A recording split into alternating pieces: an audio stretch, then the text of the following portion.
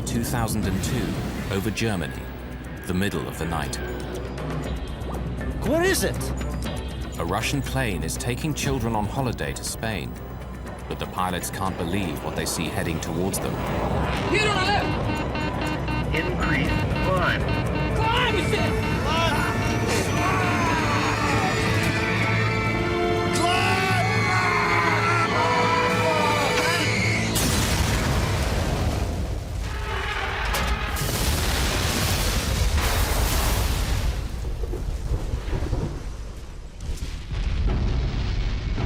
It's among the most poignant air disasters of recent times. How could two planes collide over one of the most closely regulated areas in the world? Bravo Tango Charlie. Faulty technology or human error?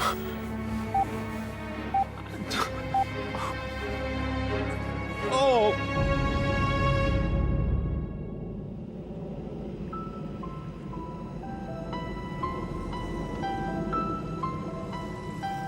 June 2002, the city of Ufa in western Russia. Ufa is populated by both Christians and Muslims. This year, its most outstanding teenagers have been chosen to go on a 2-week vacation organized by UNESCO near Barcelona in Spain. They are among the most clever, athletic, or artistic children of Ufa. Kirill Diktaryov is a 14-year-old prodigy. He's been painting since he was 4 years old and has already had 2 public exhibitions. He's halfway through his new work. He was very good at painting.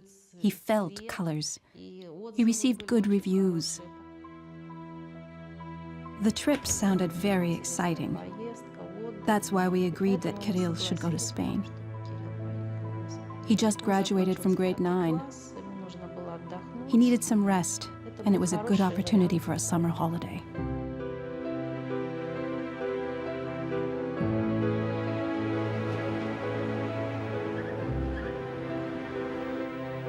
Alina Hananova is a 12-year-old who's won several gymnastics competitions.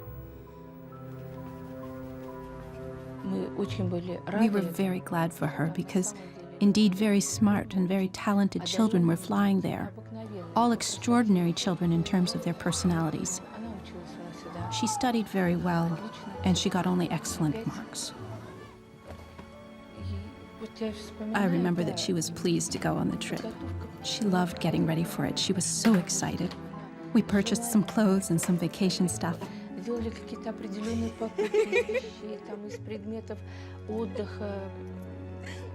As she was born, I informed my husband, and he cried because he was happy to have a daughter.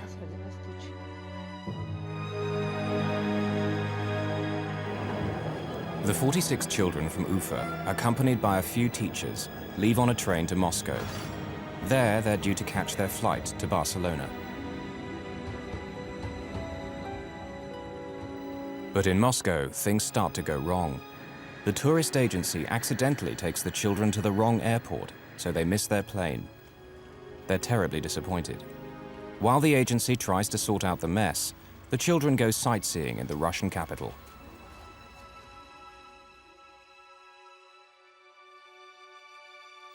It takes 2 days to charter another jet, but finally they're on their way to Barcelona.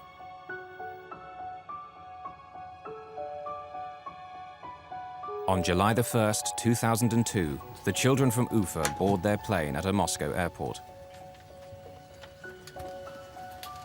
The Kaloyevs are not part of the school group. They're going on a holiday to meet their father, who's an architect, and is finishing a project near Barcelona.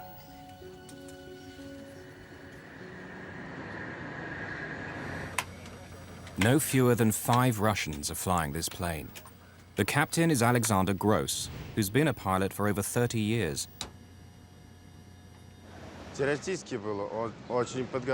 Alexander had a good theoretical knowledge. He was very smart. Today, the first officer is Oleg Grigoriev. But actually, Grigoriev is the airline's chief pilot.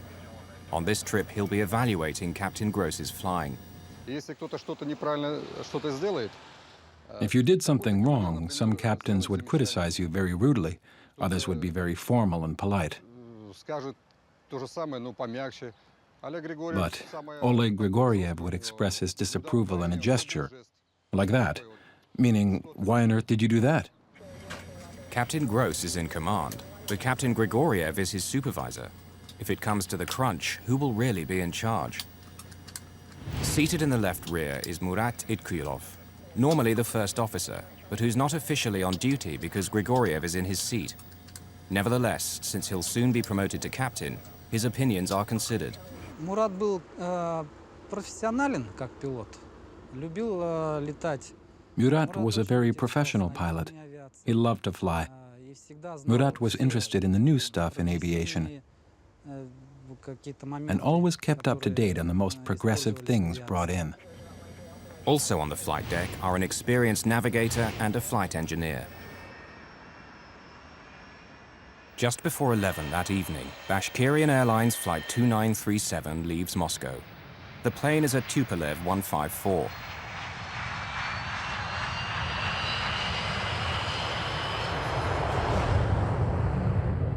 Like most modern aircraft, it carries collision avoidance equipment called TCAS, or Traffic Collision Avoidance System. Descend, descend, descend. TCAS works because all commercial aircraft carry a transponder, which sends a constant stream of radio signals identifying them and saying where they are. TCAS listens in and calculates whether any of the planes is on a collision course.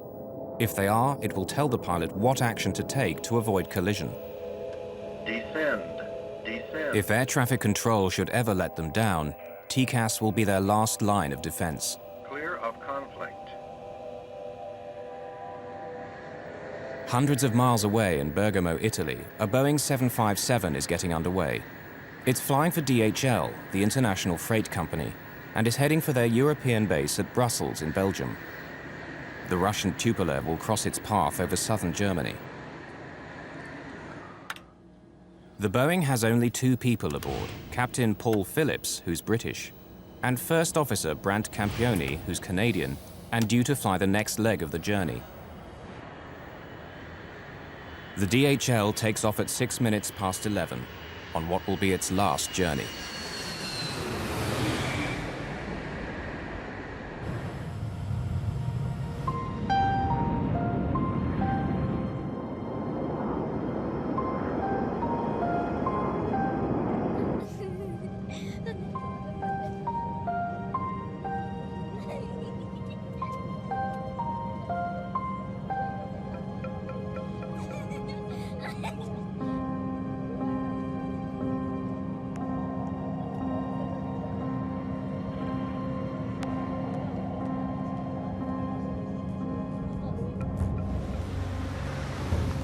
Ten to 8 at the Skyguide Area Control Center in Zurich, Switzerland. The busy day shift has ended and the night shift is reporting for work. Peter Nielsen is an experienced controller. He's been doing this job for 8 years. The center regulates air traffic in southern Germany as well as northern Switzerland. Tonight, there are only 2 controllers on duty. But the traffic in their sector is light, and Nielsen's colleague decides to take a lengthy break, a common practice at Skyguide. Peter Nielsen is now responsible for all air traffic on 2 radar screens, which sit several feet apart. At 10 past 11, 2 technicians arrive. They inform Peter that Skyguide management has authorized them to carry out maintenance work on the main radar. While they do so, the screens will work much more slowly, and will give no visual 2-minute warning if planes are getting too close to each other. Thai Inter 933, route Tratzig and Allgäu. Bavarian 350, descend flight level 270.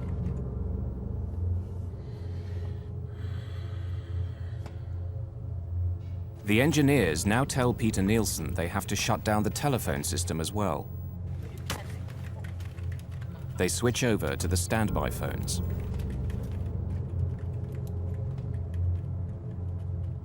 No one realizes it yet, but the seeds of disaster have been sown.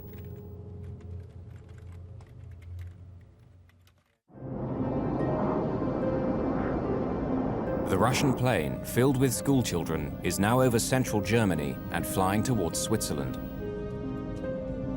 Captain Grigoriev gets final clearance from the last German control center before they cross south into Switzerland. 128.05, Bravo Tango Charlie, 2937. Goodbye. The German controller hands over the Russian plane to Skyguide, where Peter Nielsen is at the helm.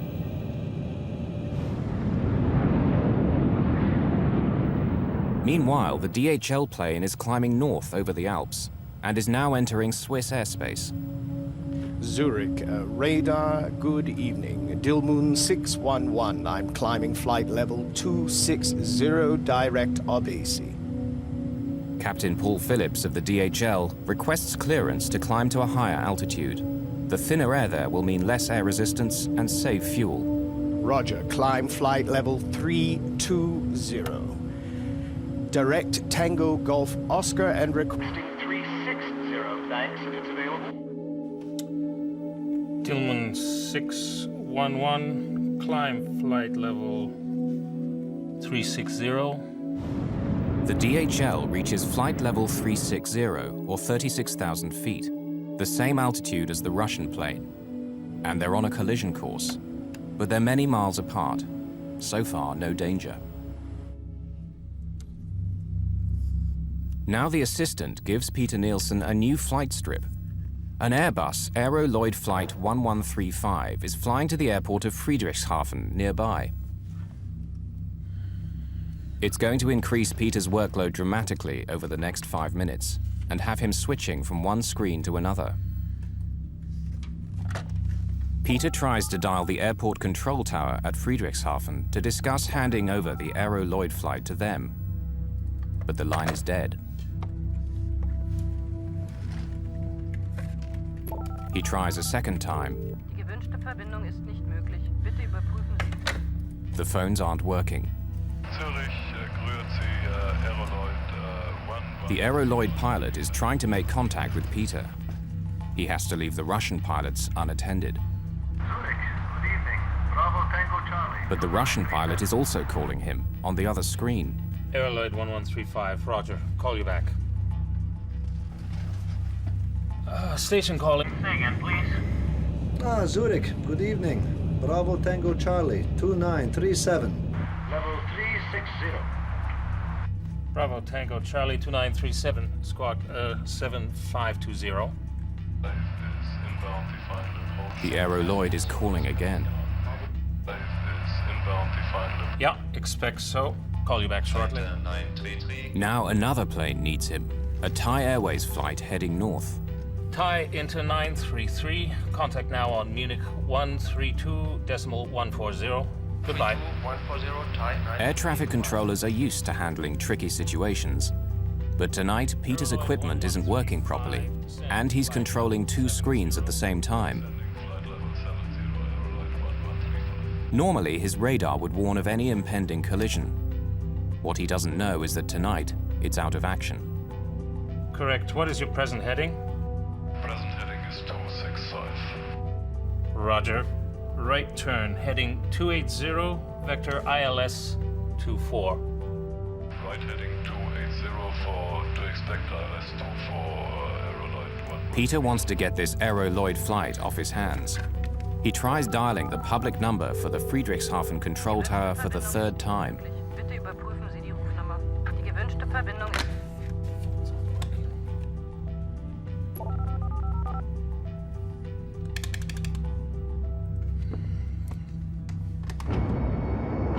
Meanwhile, the Russian airliner and the DHL plane are still heading towards each other at a closing speed of over 800 miles per hour.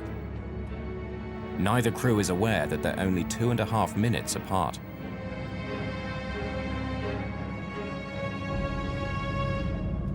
The DHL plane is now approaching the Swiss border with Germany.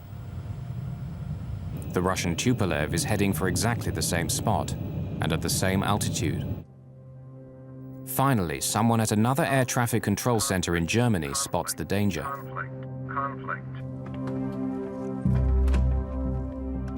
He grabs the phone to warn Nielsen, but can't get through.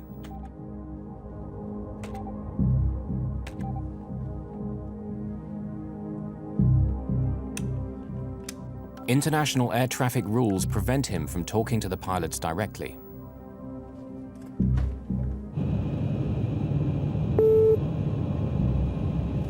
Look at that.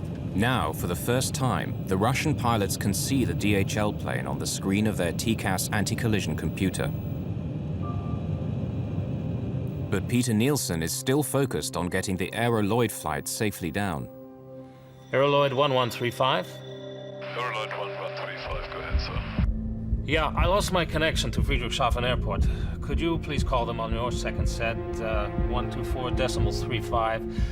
Tell them you're coming in ILS 24 with 20 miles now? Okay, will do. Thank you. Okay, taking over. On the DHL cargo plane, the crew is relaxed. They don't know they're on a collision course. Their TCAS hasn't sounded a warning yet. Stuff I can get you? The first officer goes to the washroom. On the Russian plane, the pilots are getting concerned. The other plane is getting closer and closer, but they're not exactly sure whether he's on the same altitude as them. He's going below us. Why below? 500. No, 100 meters. Traffic. Now fucking traffic. Why? Traffic. TCAS, the collision avoidance computer, is warning the Russian pilots that the other plane is getting too close for comfort. At the same moment, the TCAS in the DHL cockpit detects the Russian plane. Descend.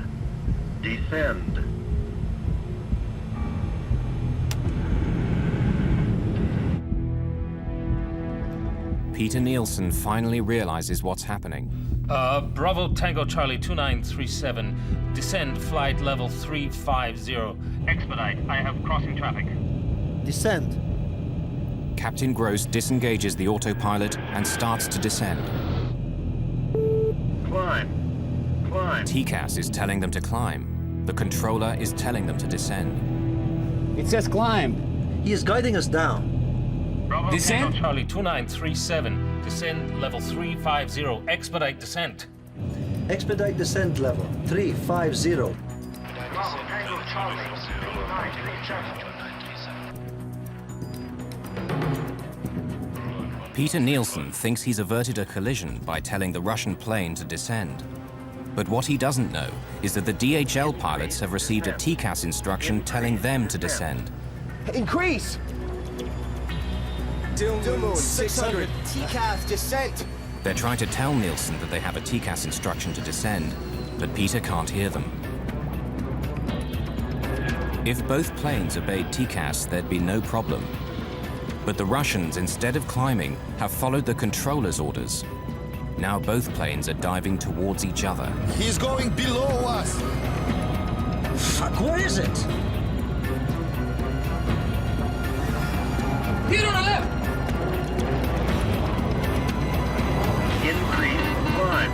Increase climb. Climb, it says. Climb! Descend! Fuck, descend hard!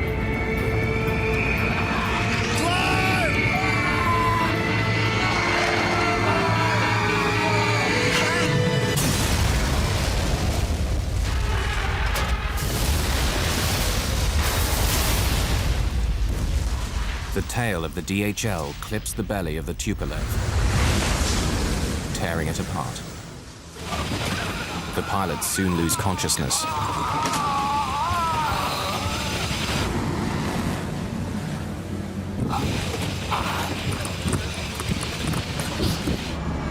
The DHL struggles on for another 2 minutes.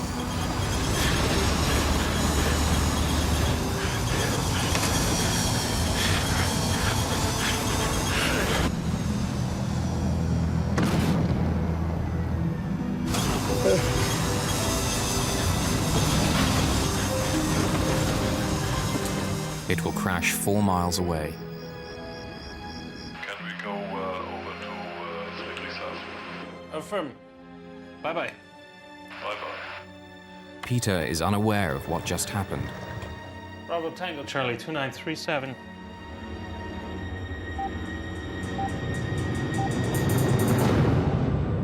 Bravo Tango Charlie 2937.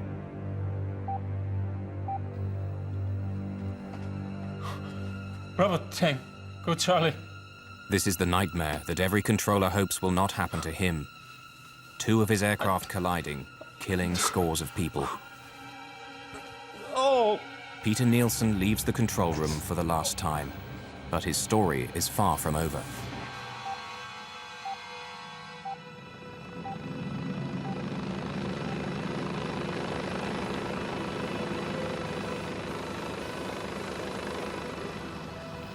The wreckage of the 2 planes has fallen just outside the small city of Überlingen on the German-Swiss border. Wreckage is scattered over 130 square miles. It's the worst mid-air collision in German post-war history. Debris comes raining down around a school for handicapped children run by Bruno and Stella Wegmüller. The sky was orange, red, flaming, and we saw these pieces falling down and detonations again and again, and we realized it couldn't have been a normal thunderstorm. It was something we had never heard and seen before. It was incredible because there are many, many houses here, and there was nothing on this place. But around our school, we find bodies, children. We very soon also realized that we couldn't do anything, really. We couldn't save anyone, we couldn't help anyone. Today, actually, some people still suffer and see the pictures and have to learn to deal with these pictures. And for other people, it is like a bad dream. The problem was that the bodies and debris were dispersed over a very, very wide area, approximately 40 square kilometers. A corridor 20 kilometers long and 2 kilometers wide. It was the largest police operation in the province of Baden-Württemberg, lasting a week and involving over 6,000 people searching for the bodies. The people were all very sad. They were all in a state of extreme shock, and naturally the rescue team could feel that and empathized with their suffering. The policeman is standing where the DHL crashed. Here you see no more trees. The trees have completely burned down. We assume that the turbines of the Boeing separated first, approximately 700 to 800 meters high before this plane crashed. One landed 300 meters that way, and the other turbine was another 500 meters that way. In this garden lay many of the bodies of the children of Ufa. In this part died 28 children. In this field, there was a child. More over here, in this field, there was a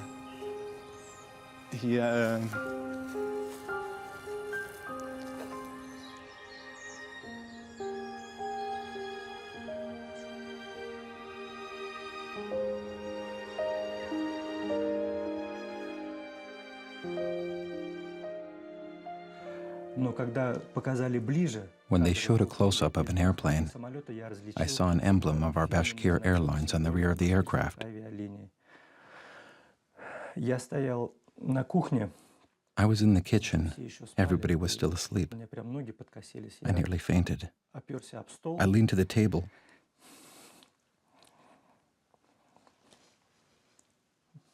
I didn't know what to do. The Hananov family lost their only daughter. Irina Degtarieva lost her only child. We hoped for some kind of a miracle, that he missed the plane. In a word, we didn't want to believe in this news. It was like thunder in a clear sky, and God forbid anyone gets news like this.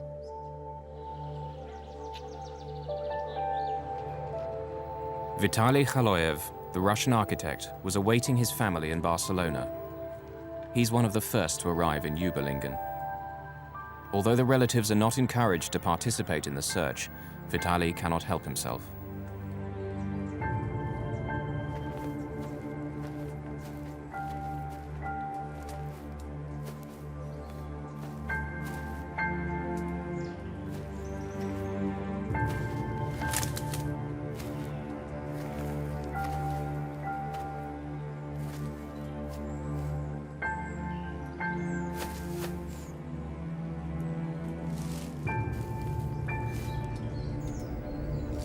Vitaly finds a broken pearl necklace.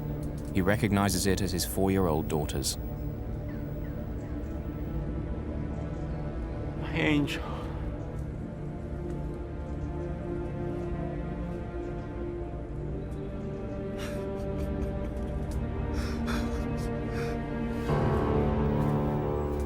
Amazingly, amidst all the carnage, Vitaly finds his daughter's body intact.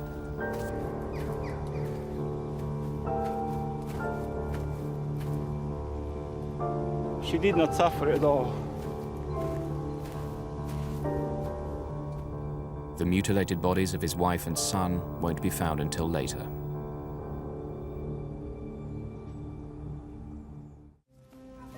Over 6 days of searching, the rescue workers gather bodies and body parts scattered all over the southern German countryside. By Thursday of that week, 2 days later, the relatives started arriving. They could not all see the bodies we'd found because most of the bodies were badly charred or mutilated. We didn't permit the relatives to view the bodies in that condition.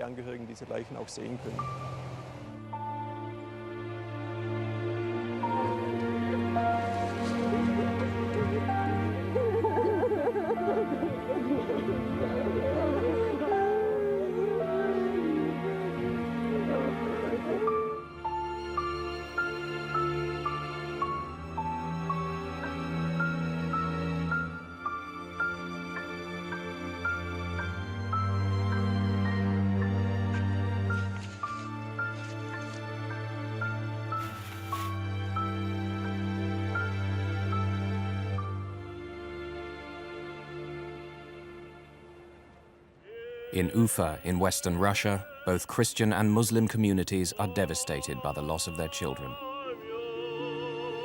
In the cemetery, where 53 of the people in the Tupolev are buried, there are 2 double rows of gravestones, with the Christian Orthodox on one side and the Muslims on the other. It's eerily reminiscent of the seating arrangement on the plane. The monument evokes a flight of paper planes frozen in flight.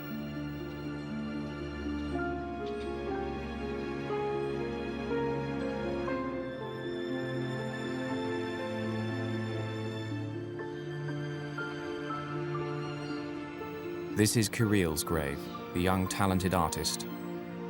And this is Alina's, the 12-year-old gymnast.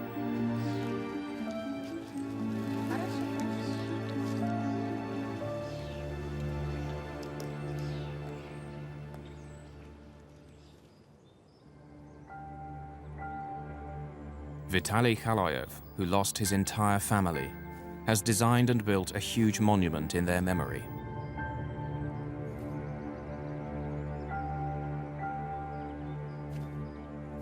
Day and night, he lingers at the cemetery, inconsolable.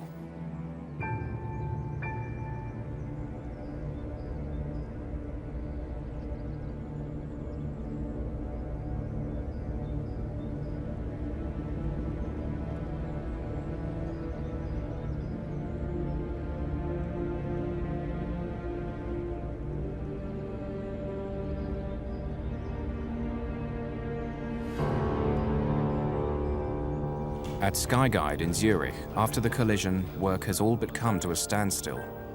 People were in a state of shock. They were shocked, they were helpless, there was a lot of sadness, people crying. And we were criticized for being too technocratic after the accident. I have to accept that. One of the biggest tasks was to maintain operations, because there were planes coming in, going out after this tragedy, and that was a very, very difficult situation for everybody. For the next 3 weeks at the Zurich Air Traffic Control Center, capacity is reduced for lack of available controllers.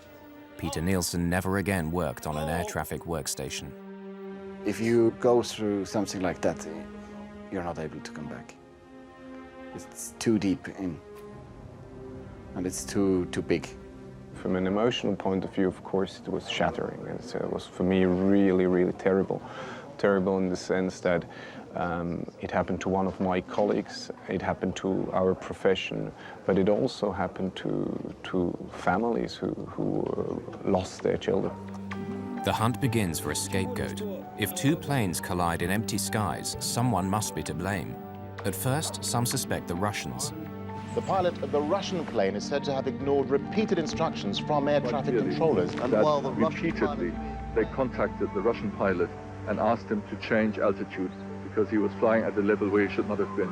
Now, the Russian pilot never responded to those warnings from air traffic control. The Russian pilots, particularly in Soviet times, and also now, but to a lesser extent, were extremely well trained. I have no concerns about the training of pilots. They've been trained for almost every operational possibility that could happen. Why did the TCAS device meant to avoid collisions, in this case maybe help cause one? And why didn't the Russian plane descend when first ordered? A language problem? Controller commands are always in English. I knew everybody from that crew. Everybody knew English enough to speak with controller. So who is to blame? The media spotlight now falls on controller Peter Nielsen. He was the man who'd guided the two planes towards each other. They were under his control. He must have caused them to collide. I was as shocked as I could have been with any other name or any other colleague. I was just very sorry for him. The media coverage about the incident very often makes you angry because these statements are taken out of context. You really get the impression they just want to fill the newspaper, they write whatever they get. They go after colleagues, they give them a call at home, they follow you wherever you are. You don't deserve to be the boogeyman for everybody. And that's something which really is still very difficult to accept, that suddenly we are some sort having to take the blame because the others are dead or the others are hiding behind politics, rules and things like this. We started to leave this building by the underground exit, which leads through another building, just not to see anybody. They were asking people on the street in Kloten, people who were not involved at all, just to broadcast something in the evening. And that makes you angry, and you cannot resist it. And what more do we know about this Swiss controller at the center of the investigation? He was chased by the media. He was accused of being a murderer. He's the man, obviously, everyone wants to talk to, but at the moment, the Swiss say he's in no position to talk. And we heard today that the Swiss authorities have opened an investigation to see whether there's enough evidence for charges of manslaughter. The accusation was manslaughter by negligence in 71 cases. And the speciality is that in this case, the investigating judge has been working on a investigation on his own, independently from what the Aviation Investigation Board of Germany did. Meanwhile, that investigation is underway, headed by Germany's air crash detectives, the BFU. By the fifth day, they've read all the black boxes. So this is a typical voice recorder, which was built into the Tupolev 154. It shows two reels. The recording time of this recorder is 30 minutes. And this is rather solid, but the original voice recorder of the Tupolev was heavily damaged. So we had to remove the tape and replay it on such a specialized tape recorder. This is the hangar where wreckage of the planes was examined. This one here is the lower surface of the right wing of the Tupolev, and that remaining stub here went below the Tupolev and caused these scratches. That top part of the vertical tail remained at the accident site on the main wreckage of the Boeing. But could this accident have been avoided? TCAS normally has a safeguard mechanism called a reversal. If an alert is issued and one aircraft crew ignores an instruction, TCAS orders a reversal. If the TCAS on aircraft A senses that aircraft B is still on a collision course, it will tell it to go in another direction. But it didn't. Why? One of the major requirements for that is that both planes have to be at least 100 feet apart in altitude. But this requirement was not met at the time. That's why no reversal was given. When the DHL's TCAS saw that the Tupolev wasn't climbing, it could only tell its pilots to descend even faster. Increase descent.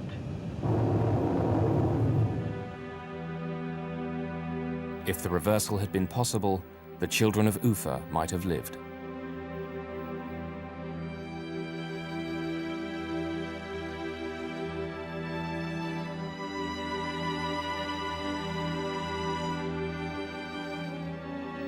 July 2003. Many parents returned to Überlingen in Germany for the first anniversary.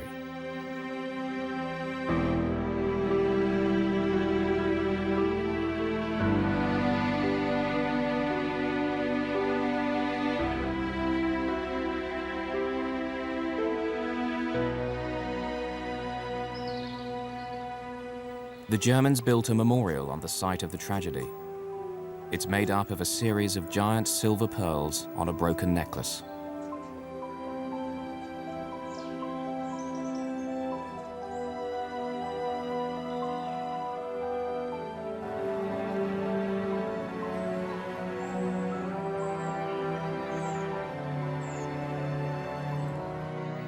The head of Skyguide is among the crowd.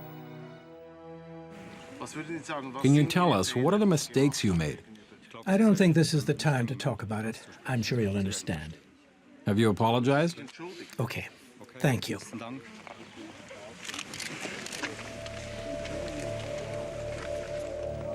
Among the parents is Vitaly Kaloyev. He asks the head of Skyguide which controller was responsible for the accident, but receives no answer. Yes, in fact, the man asked if it is possible to meet the controller, to meet Peter, and the answer was it is not possible. The request passes almost unnoticed, but Vitaly Kaloyev is not satisfied. Descend. Crossing. Meanwhile, as the investigators work, they discover a fog of confusion surrounding TCAS. When it was introduced 20 years previously, there'd been a fatal omission. Descend flight level 350. Expedite. I have No one said what should happen if there was a conflict between what TCAS was saying and what the controller was saying. It says climb. There's no hard and fast rule to guide the pilots. He is guiding us down. Increase descent. Whilst pilots in the West have always been taught to obey TCAS, 600, TCAS descent. in the rest of the world, it's anyone's guess. We're not accustomed to not trusting controllers. In civil aviation, there were lots of situations when pilots didn't follow instructions of the controller, and that led to plane crashes or other accidents. The mentality of Russians is still very much in the lines of the old Soviet ways, and they're much more inclined to follow instructions than to do what they think may be appropriate. They always reckon that the other guy knows better. The potential for a terrible accident was there, and a year and a half before the Überlingen tragedy, it nearly happened. Over Japan, 2 jumbo jets with 677 people aboard came so close that they filled each other's windscreens. The violent avoidance maneuver caused 100 people to be injured, some of them seriously. This was seconds away from being the worst plane crash in aviation history. Once again, a pilot had listened to the controller instead of his TCAS. Descend. It should have served as a warning to everyone. Yet from ICAO, the International Civil Aviation Organization, there was only silence. ICAO is responsible for drawing up the rules of commercial aviation. German investigators say that their vagueness about how to use TCAS was one of the reasons for the Überlingen disaster. I think this is the first time that I remember any major accident investigation, the one done by the BFU, fingering any of the aviation authorities in any serious way. And this is a serious way. So I think this is quite unique. If ICAO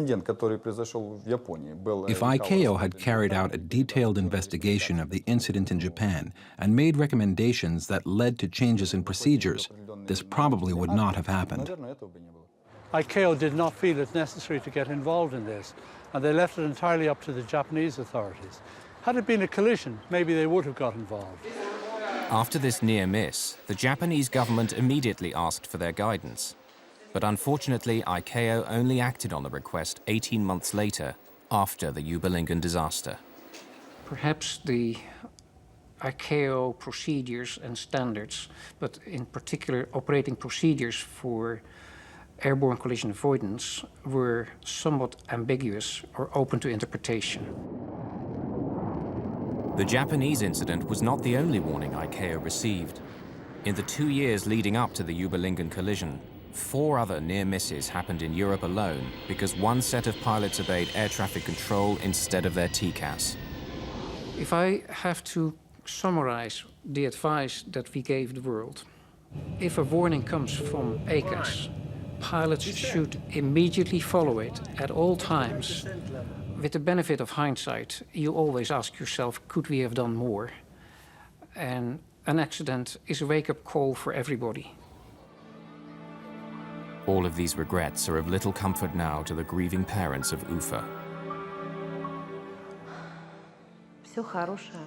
Everything that was good is in the past and was connected with my child.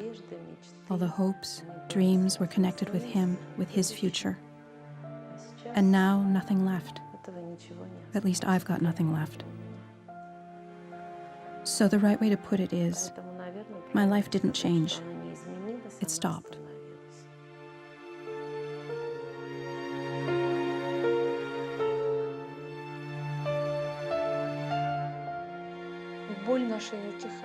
Our pain doesn't go away, you know? It's getting stronger every year.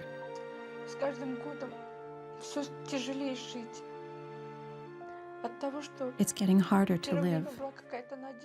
At first, we had a hope that she'd come back, that time would pass and things would fall into right places. And now the hope is gone. And the worst thing is that the kids were flying happy. Healthy kids were going on a vacation. And some grown-up people made a mistake, made a fatal mistake. And the kids were gone.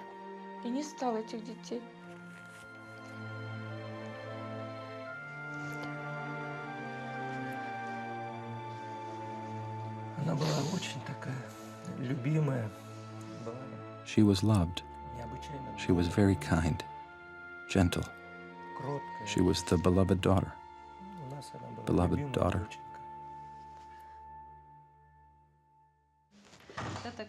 This is Kirill's room. Everything in this room is like it was when he was alive. Nothing's changed. After he was killed, there were also 2 exhibitions. One exhibition took place here, in Ufa, while the other one was in Germany, in Überlingen. And that's Kirill's last painting. He was really glad. He planned that he'd finish it when he'd get back. Vitaly Khaloyev, the Russian architect, has lost his entire family, everything. He himself has gone to pieces.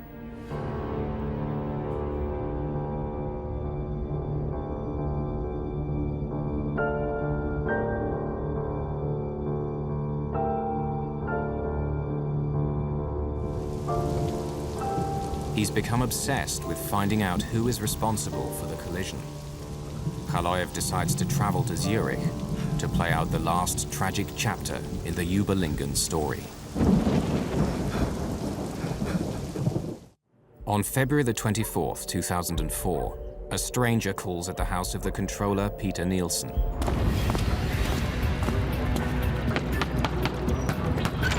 Yeah. Get out of my face. Just go away.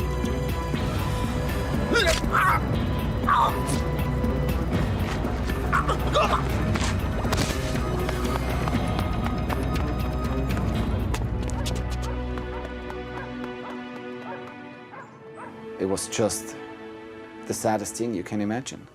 I knew his family, I knew how much he loved his kids and his wife, and The presumed perpetrator is apparently 48 years old and of Eastern origin. He is likely the father of one of the families that was killed at the crash. He likely lost his wife and both their children. They found Vitaly Khaloyev nearby in a hotel. Suspected but not yet charged with the murder, he's presently in a psychiatric clinic while they decide whether he's fit to stand trial. Did he have the capacity to discern? Was it an impulse, or did he have the capacity to commit a crime? Certain traces and police evidence were found which seemed to indicate that he could be the murderer. We are working on this theory after the accused himself conceded that he could be the murderer. We didn't want him to be killed. We didn't want to have more victims related to that catastrophe because of our children. The killing of the flight controller was a very, very sad event. And the saddest thing of all was that he was not actually responsible for the accident. The system responsible for the accident was the poor Skyguide management and quality control of their system. The investigators had worked out exactly what went wrong that night at Skyguide and how an unfortunate series of events had made disaster almost inevitable. First, Peter's colleague goes for a break, leaving him alone to watch two radar screens several feet apart. It was a standard practice at the ATC company that at night, one air traffic controller was responsible for controlling the entire airspace of ATC Zurich. Then, following management instructions, the maintenance men start to switch things off. Peter's radar screen is working more slowly and will not warn him if two planes are about to collide. He doesn't know that. During the maintenance work, the radar system had to be run in fallback mode. In fallback mode, the controller has no STCA available. STCA is short-term collision alert, a warning on the radar screen that planes are in imminent danger of collision. He did not know that the STCA system would not be available. Then by chance, an unexpected aircraft, the Aeroloid tourist plane, arrives at the critical moment and needs a lot of attention. It completely distracts Peter. He tries to get outside help, but the main phone system has been accidentally disconnected by the maintenance crew, and the backup phone isn't working. The controller has been robbed of all the technical support he needs.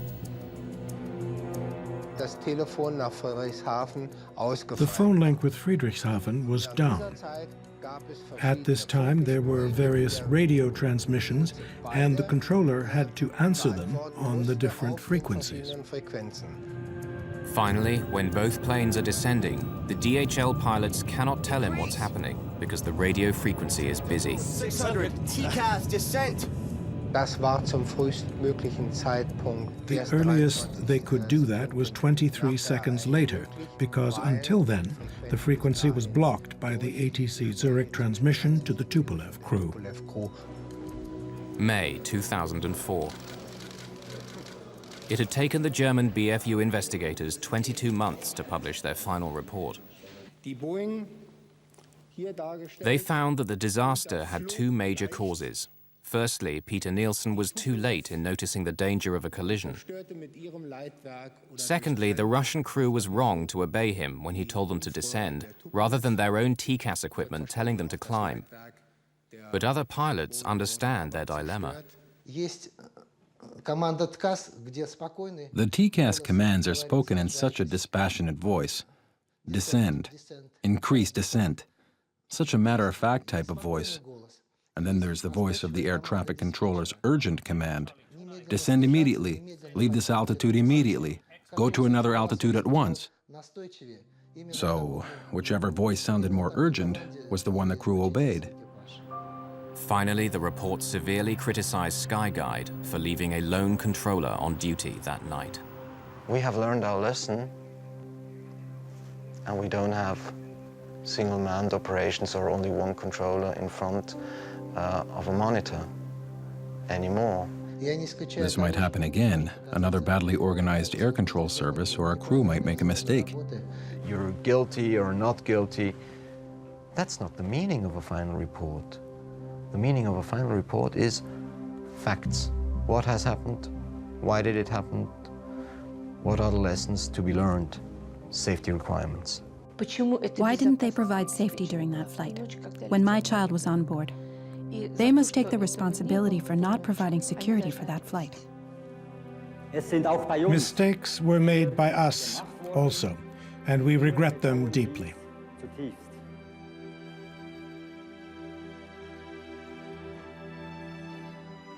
We acknowledge our responsibility as set out in the BFU report, and we ask the families of the victims for forgiveness. At Sky Guide in Zurich, a rose now sits in a vase in memory of Peter Nielsen and the tragedy of Überlingen.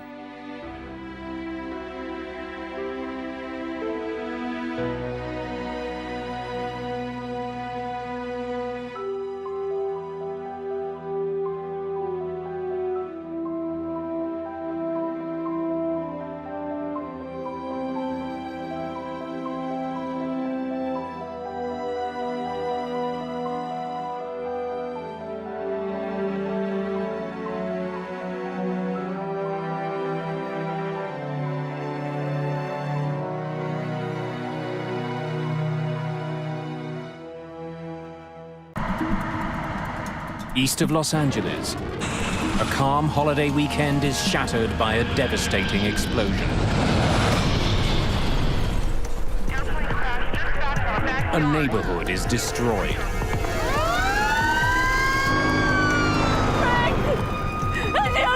I turned and saw my house totally on fire. All the houses behind me were all on fire. Where are they? Where are they? Fiery wreckage is strewn for blocks. Investigators must discover why this airliner crashed and find a way to stop it from ever happening again.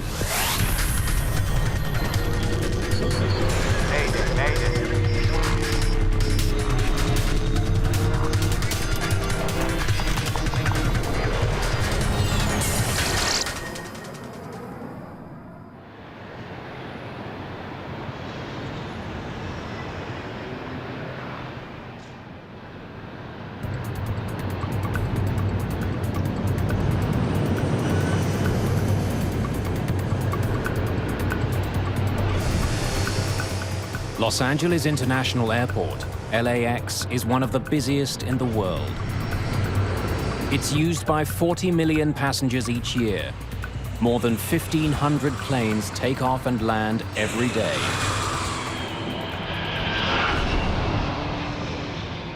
It's August the 31st, 1986, Labor Day weekend.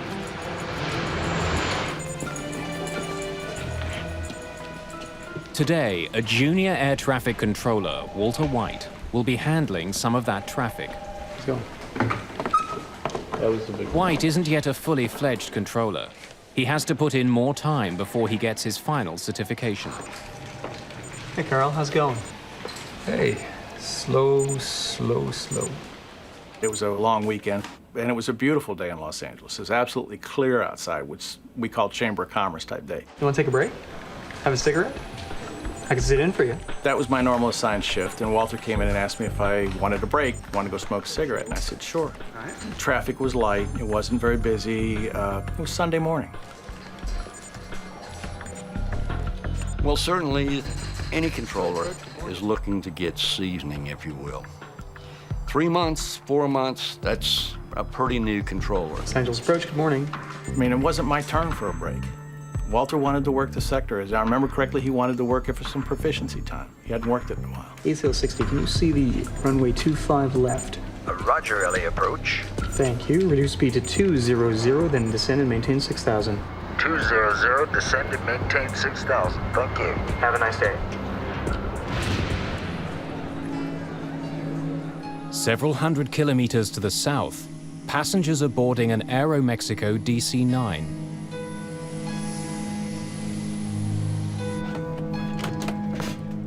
Dr. Donald Wong and his sons are returning from a highly successful fishing trip. Jason, I think we should put it up in the kitchen. They caught an enormous sailfish. Your mom will love it. Which they plan to display at home. Labor Day weekend was the last weekend before school was to start. Donald decided that it would be fun to take the boys fishing down in Mexico, to go deep sea fishing, which he'd only done one other time in his life. This would be a father-son bonding weekend. And it was also the first time that they had traveled without me.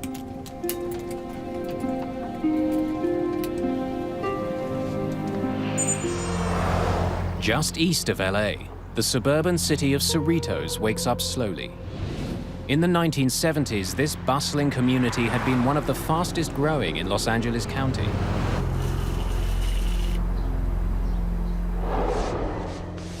My husband had been working out of town all week, and he was coming home for the weekend. And that Sunday morning, I decided, let's just stay home, not go to church. I'm gonna go out and get your favorite things for a good breakfast. Javier, go and take a shower. And I left to go to the grocery store. In the home was Alex. He was 14. His twin sister, Angelica. She was asleep, he was asleep still. And Javier, that was my 16-year-old, and my husband.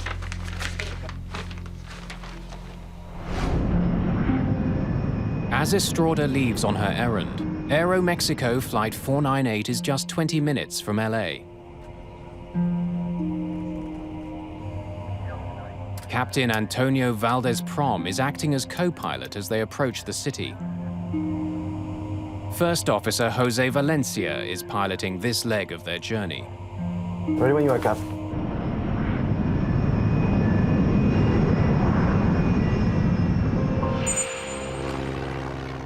About 22 kilometers south of LAX sits the Torrance Airport.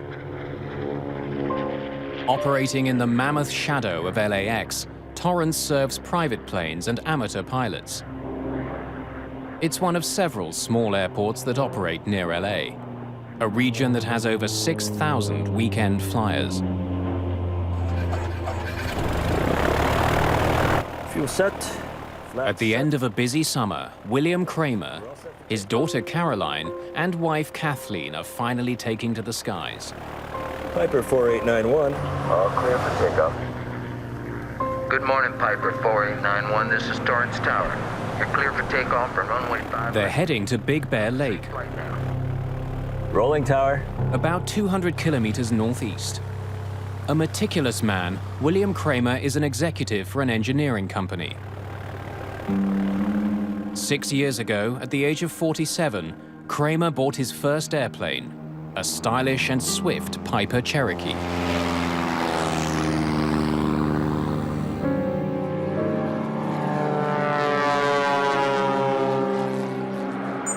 Wings West 5225, Los Angeles approach, depart Sealed Beach, heading 320. Expect a visual approach, runway 25 left. Report airport in sight. Thanks. Walter White's job as arrivals controller is to make sure incoming planes keep well clear of each other. He's directing them to land on one of two runways. Aerial approach, runway 25 left. Thank you. Southeast of LAX, the crew of Aeromexico Flight 498 is still a few minutes from their first contact with Walter White. But in the skies above Los Angeles, a deadly series of events is about to unfold. Dozens of people who have never met will be bound together forever in a tragedy that will affect everyone who flies. Airspeed.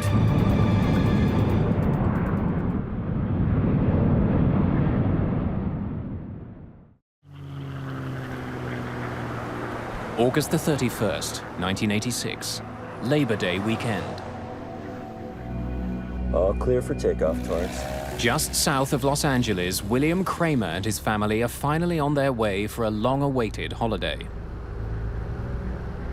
Okay, just an hour to go, we're in Big Bear Lake.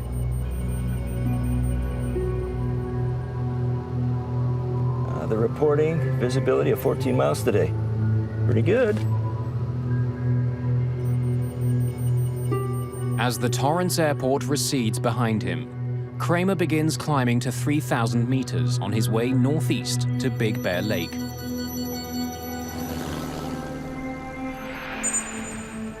Several kilometers away, a half-full DC-9 from Mexico is approaching Los Angeles International Airport.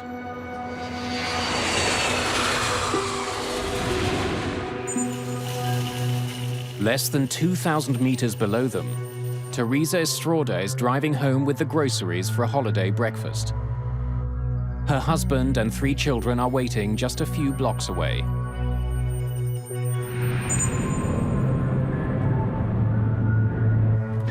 That's it. Holiday's over.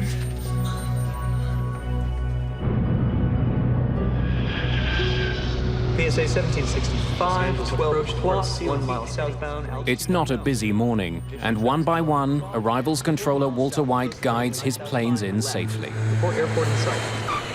At 11:47 a.m., he gets his first call from Aeromexico Flight 498. Los Angeles approach, good morning. This is Aeromexico 498. Aeromexico 498, Los Angeles approach, 25 left, final approach course. Do you have information? Aeromexico Flight 498 is now officially inside what's known as the Terminal Control Area, or TCA. Sometimes referred to as the birdcage, the TCA is a complex piece of 3-dimensional airspace around the airport. It's restricted airspace that's normally found around heavily congested airports or hub airports where the traffic density is extremely high and you need to control the access into and out of that airspace. Aeromexico 498, traffic 10 o'clock, 1 mile northbound, altitude unknown. Roger, 498. Aeromexico 498, reduce speed to 190, then descend and maintain 6,000. As the Aeromexico plane descends, William Kramer and his family continue climbing.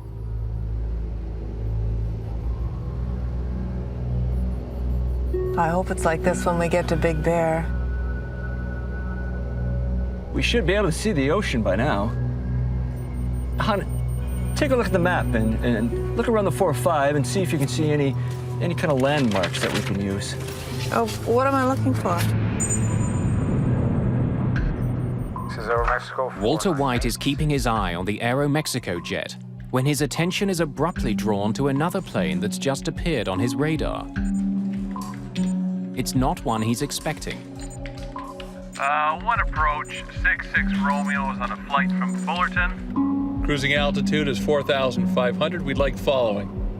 The pilot of a small Grumman Tiger asks White to help guide him through the crowded terminal control area. Pilots are supposed to contact LAX approach before they enter the controlled airspace. This pilot could be in the path of incoming traffic. But before White can deal with the private plane, he gets a call from the Aeromexico DC-9. What speed do you want? We're reducing to 290. No, to 190. Okay, you can hold what you have, sir. White decides to give the Aeromexico jet the runway closest to their gate. Change in plan, sir. Stand by. Roger, 498. With the DC-9 on hold, White turns to the intruder. Grumman 66 Romeo, squawk 4524. Remain clear of the TCA. White tells the pilot of the Grumman to use a unique radio channel. But he seems confused. 4, 5, what were the other 2 numbers? 4524. Grumman 66 Romeo, are you at 4,500 now? Negative, we're at 3,400. Climbing. Okay, you are right in the middle of the TCA, sir. Grumman 66 Romeo, I suggest in future you look at your TCA chart. You just had an aircraft pass right off your left above you at 5,000. And we run a lot of jets right through there at 3,500. Well, what do you suggest I do now? As the crew of Aeromexico Flight 498 continue to close in on the airport, Landing lights. their DC-9 is rocked by a violent shudder. Bugs, altimeter bugs. What was that? Aeromexico 498, Los Angeles approach. First Officer Valencia tries desperately to control their dive.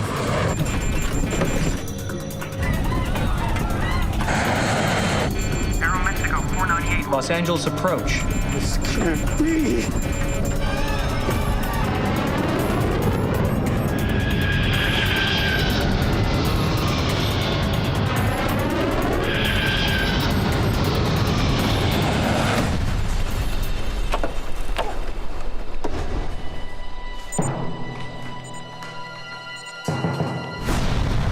I saw a huge explosion, just the red, vibrant colors of a fire, just huge explosion, like the way a bomb might hit the ground. White is getting no response from the Aeromexico jet. Aeromexico 498, Los Angeles approach. And now he can't find it on his radar screen. I'm sitting there talking with the two departure controllers and not really thinking. And I hear Walter say something like, I think I lost one. Aeromexico 498, Los Angeles approach. That immediately got everybody's attention. So I looked at the radars and could hear him calling Aeromexico 498. Called him several times on the radio. Where was Aeromexico? At this point, we weren't absolutely sure what had happened. White calls to an incoming jet for help. American 333 Heavy. I want you to take a look around at 11 o'clock. I just lost contact with a DC-9. Let me know if you see anything down there, please. 11 o'clock, 5 miles. What altitude? He was last assigned 6. He's no longer on my radar scope, American 333 Heavy. Okay, I see a very large smoke screen off on the left side of the aircraft, about 11 o'clock.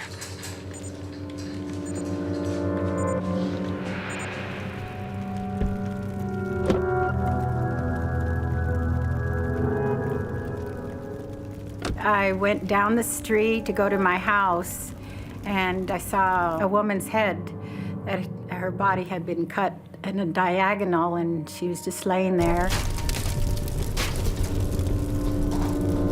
There was nothing but debris and fires sporadically all over the place, and I could see the fire in the whole neighborhood.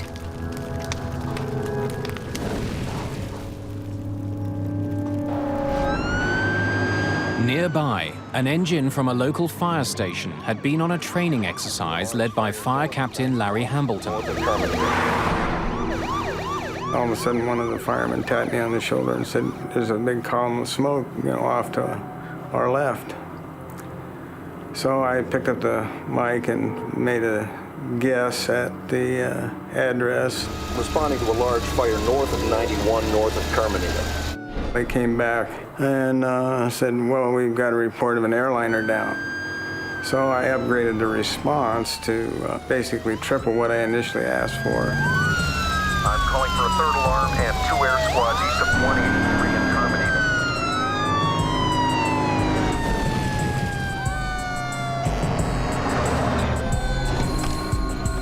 As we approached, I realized that in addition to the aircraft parts in the street, there were people, body parts, which changed the complexion of the whole thing.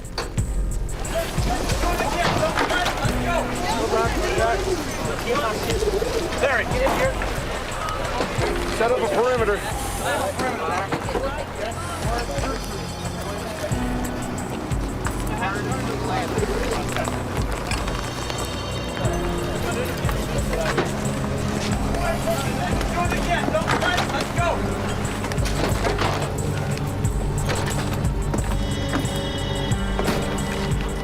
Hello?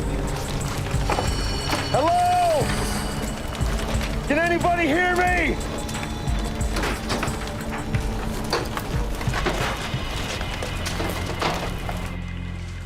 At Los Angeles approach, Walter White, deeply shaken by the crash, is relieved of duty.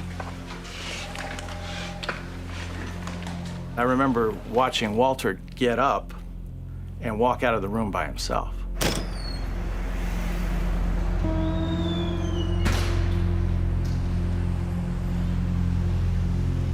And, something inside of me was just, saying, this is not right, this is not right. Somebody's got to go with him. Tony, he can't go out alone. I could have been sitting there just as easy as him. And I don't know if I'd have done anything different than he did.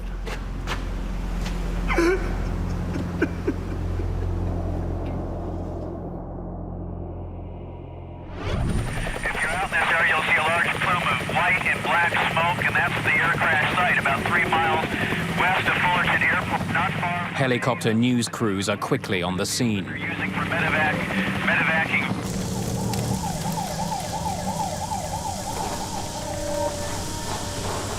There was a lot of fire in front of me, and my house was just totally on fire. Frank! Angelica! Javier! Angelica! And I saw my neighbor. Where are they? I said to her, Rose, where's my family? What happened? And she goes, oh, honey, your family's in here. They're over here. We're looking for you. And within myself, all I could do was thank God that they were safe and sound.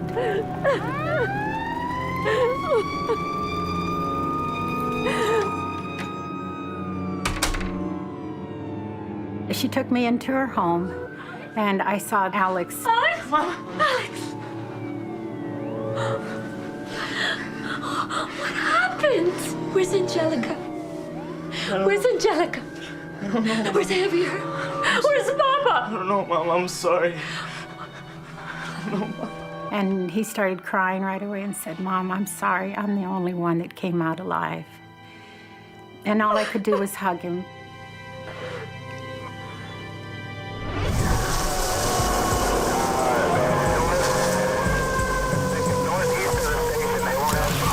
Pieces of fuselage have torn through nearby homes, setting them on fire.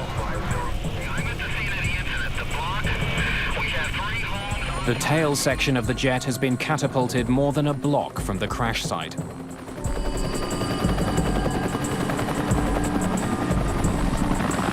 Hello? Is there anybody in here?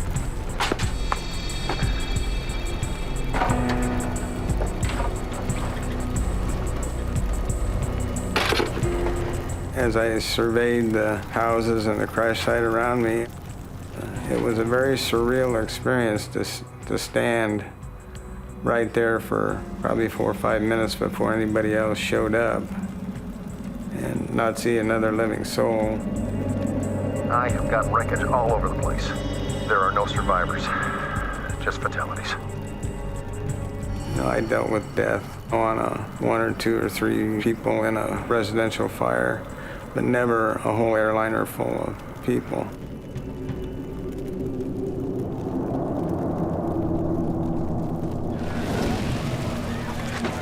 Let's go to work, guys.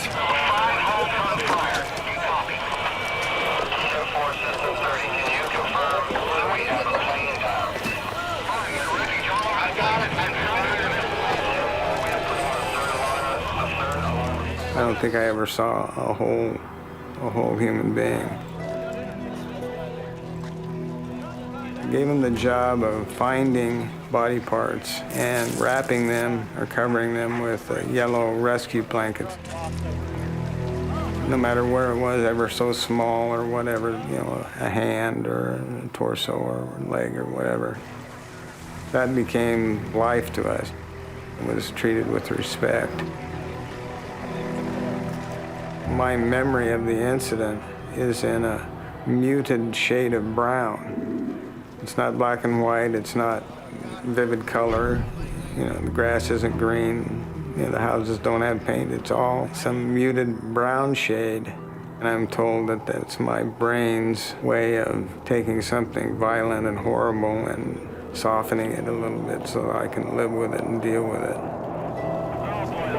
This neighborhood has just been torn apart. Yellow sheets mark the bodies. I count 1, 2, 3, 4, 5, 6, 7, 8, 9, 10, 11 bodies right now. Oh, gosh. This neighborhood has just been devastated. 16 houses have been damaged, many of them completely destroyed.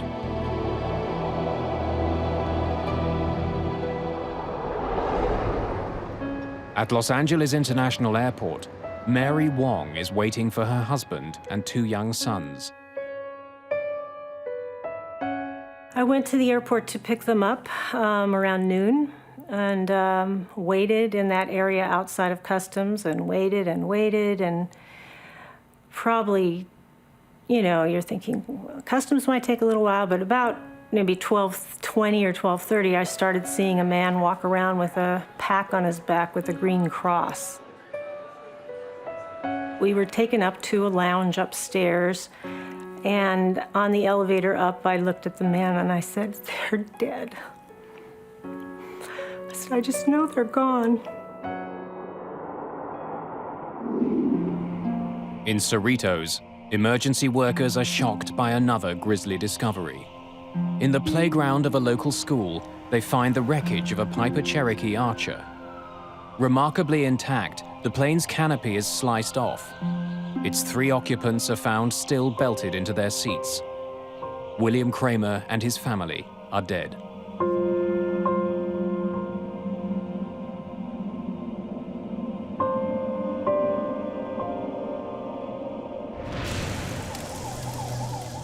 All the passengers and crew on Aeromexico Flight 498 are also dead.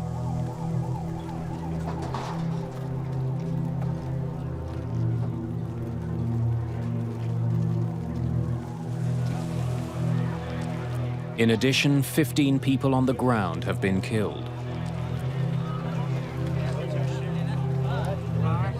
It's a horrifying situation.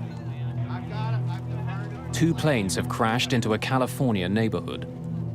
Something's gone terribly wrong in the skies above one of the busiest airports in the world. Now investigators have to find out exactly what happened. On the last day of August in 1986, a lazy Labor Day weekend is shattered by an enormous explosion.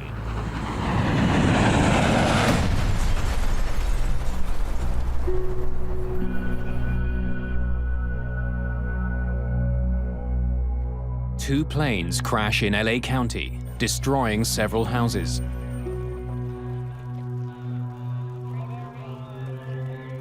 It's a grisly scene. Bodies are scattered throughout a devastated neighborhood. 82 people are dead. 15 people on the ground have been killed. Another 67 have died in the tangled wreckage of the 2 planes involved.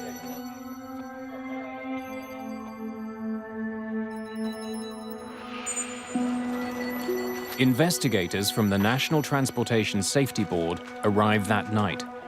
They include experts in human performance, flight systems, and air traffic control.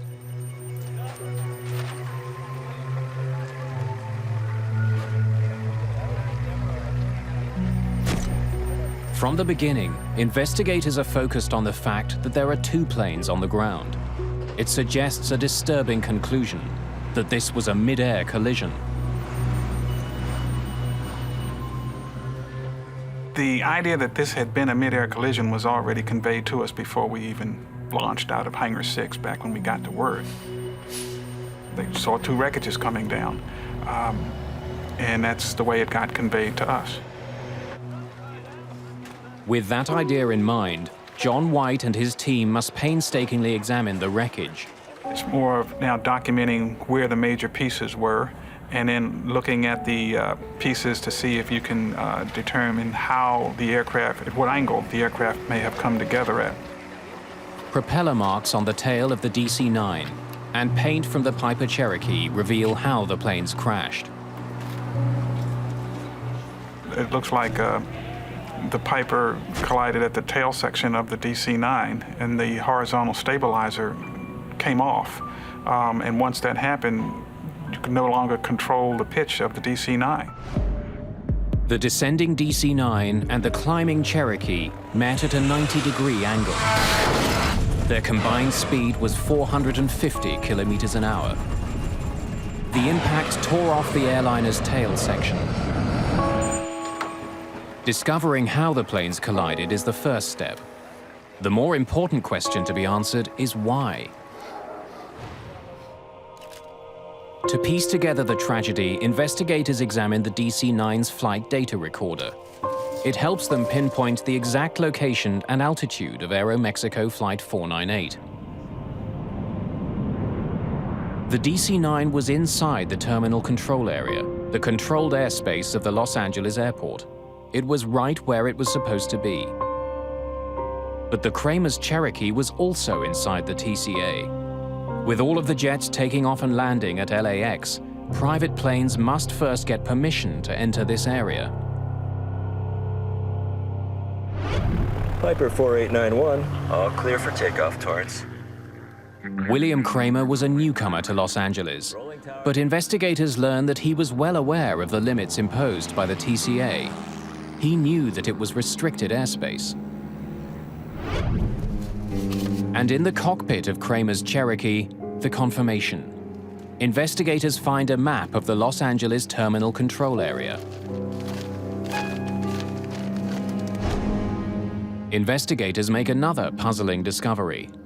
They learn that the Kramer's proposed flight plan took them from Torrance to Long Beach, then up to Ontario, and finally to Big Bear Lake at a cruising altitude of 3,000 meters.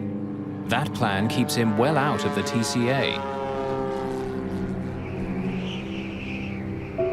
The fact of the matter is that the Cherokee flew into the TCA and hit the DC-9 in restricted airspace without a clearance. So how had Kramer flown into danger? And why hadn't he let anyone know? On the ground in Cerritos, one possible answer emerges. Heart disease runs in Kramer's family, and the initial autopsy results show a major blockage.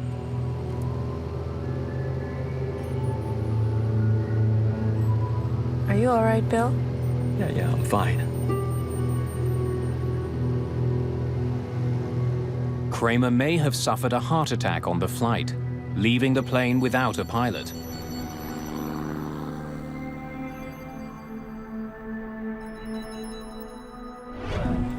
Samples of William Kramer's heart tissue are sent to the Armed Forces Institute of Pathology for testing. If he suffered a heart attack, it might explain why he didn't call in to LA approach. It's totally possible that he could have had the heart attack, fell back, pulled the airplane up, and that's why he didn't try and avoid the DC-9. But no matter why Kramer was flying in restricted airspace, Air Traffic Controller Walter White should have been able to see him. Kramer's plane should have appeared on White's radar. Before being questioned by investigators, White reviews the radio calls from that morning. He needs to be sure of what he said and what he saw. Richard Wentworth was one of the investigators who talked to White. At any time, did you see the Piper Cherokee on your scope? No. No, sir. The Piper's target was not displayed. It is my belief that it was not on my radar scope. He was positive that the aircraft was not there for him to see. NTSB investigators aren't satisfied with White's memory. While the radar data is being analyzed, news arrives from the Armed Forces Institute of Pathology about William Kramer's heart. Are you all right, Bill? Results from a detailed study of his body show that while he had advanced heart disease, William Kramer was not fighting a heart attack before the collision. Investigators must find another explanation for why the Kramer's flight went into the Los Angeles terminal control area. While he had submitted a flight plan, small planes like Kramer's Cherokee don't have sophisticated instruments. Like most private pilots, Kramer was navigating by landmarks like freeways. That meant keeping an eye both on the landscape below and the airspace around him. And that's definitely the 405. Where is it again? John Andrews is an aviation expert who testified about the circumstances of the Cerritos disaster. The pilot of the Piper was navigating by visual landmarks, possibly attempting to follow parallel to a freeway, and that he had become confused about which freeway he should have been following. New to California, perhaps bewildered by the tangle of freeways below him, Kramer may have flown into the terminal control area without knowing it. There are no lines on the ground that says the TCA starts here and at this altitude. You have to look at a chart, you have to interpret that. Investigators are now confident they can explain why Kramer was inside the controlled airspace of the TCA. But when he finally gets a look at the air traffic control radar record, Richard Wentworth is convinced that Walter White should have been able to see the Piper.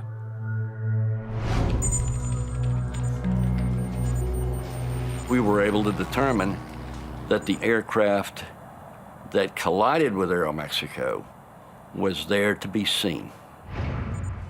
So why hadn't White reacted to the Kramer's plane if it was on his radar?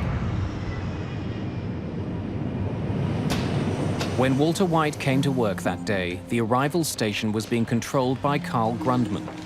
Hey, Carl, how's it going? Hey, slow. Grundman believes that long-standing radar problems were the reason White didn't see the Kramer's plane. I can sit in for you. Controllers have been complaining about the radars for a long time. Yours, buddy.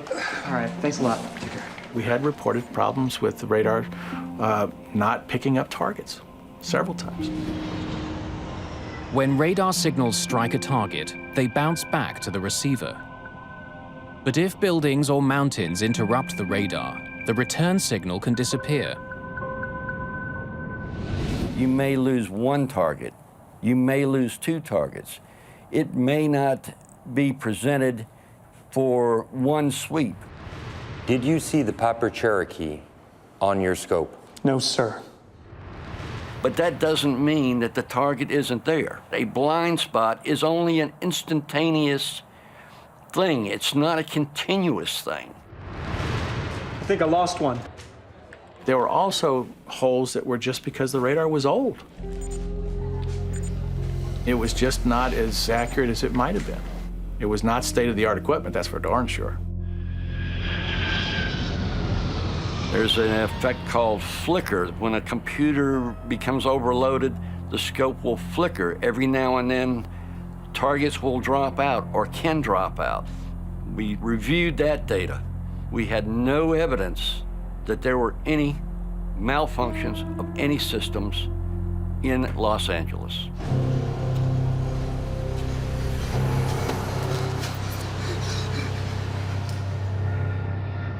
There is another possible explanation. If the Cherokee had appeared on the radar, White still could have missed it.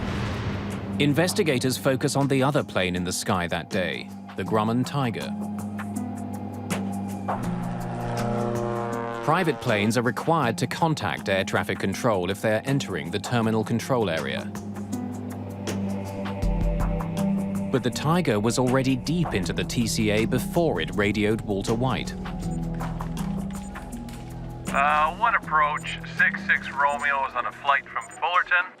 Cruising altitude is 4,500. We'd like following. Grumman 66 Romeo, are you at 4,500 now? Negative. We're at 3,400 and climbing. Okay, you are right in the middle of the TCA, sir. There was an aircraft that was east of the airport which he became involved in. That was what they called a violator. Grumman 66 Romeo, I suggest in future you look at your TCA chart. You just had an aircraft pass. The problem with the conversation between the controller and the pilot of the Grumman is that it went on too long. Why were you so mesmerized by the Grumman? I thought he posed a risk. This occurred during a critical time at which the two aircraft to the southwest of his display, which was the Aeromexico and the Cherokee, were merging. But even if the Cherokee's signal did appear on White's radar, and even if he had seen it, investigators discover that White still would not have had all the information he needed. Radar signals only show controllers that a plane is in range. Transponders on planes can broadcast other information, including height and speed. But at the site of the Cherokee wreckage, investigators discover the plane's transponder is a basic model. It only sends out information on the plane's direction. It provides no information about the plane's altitude. So these controllers were pretty much used to seeing a little triangle which represented a VFR aircraft with no altitude readout, traversing all over the place. And unless they learned firsthand from the pilot, they had an expectation that the aircraft would not intrude into that airspace. Grumman 66 Romeo Squawk 4524. Investigators believe that remain clear White's via divided TCAS. attention, perhaps made worse by an older radar system, explains why air traffic control never warned the DC-9 of the danger posed by Kramer's Cherokee. Any landmarks that we might be able to use as a visual. But there's another mystery that hasn't been solved. Studying the radar records from the day, NTSB investigators are startled by what they find. Neither the crew of the DC-9 nor the pilot of the smaller Cherokee took any evasive action before the crash. Both pilots appear completely unaware of each other. Definitely the 405. Why hadn't the pilots of either airplane reacted? Visibility was over 20 kilometers. How could two planes collide in the clear blue sky? To try to get a better sense of what was happening inside the Aeromexico cockpit, investigators listened to the airplane's cockpit voice recorder. Los Angeles approach, this is Aeromexico 4. The flight crew had put Walter White on their overhead speakers. The microphone for the cockpit voice recorder was right beside the speakers. Depart Sealed Beach, heading 320. Much of what the pilot said was drowned out by White's voice. Reduce speed to 200, then descend and maintain 6,000. Altimeter bugs. The radar information paints a puzzling picture.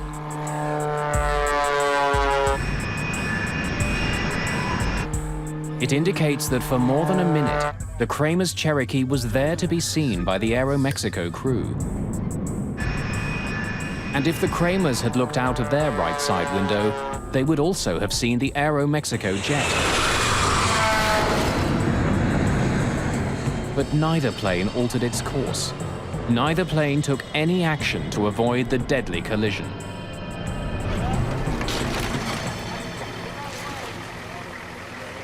Investigators believe that if William Kramer was indeed lost and using the freeways as a guide, he might never have seen the approaching DC-9. The window he would have been looking out of was the pilot's window, but the DC-9 was coming from the other direction. A visual landmark that I can... This would have been a very unfortunate situation because the DC-9 was approaching from the far right side and in fact could only be seen out the passenger's window, which was on the right side of the aircraft. For the crew of the DC-9, the very size of the much smaller Cherokee could have prevented them from seeing the plane before it was too late.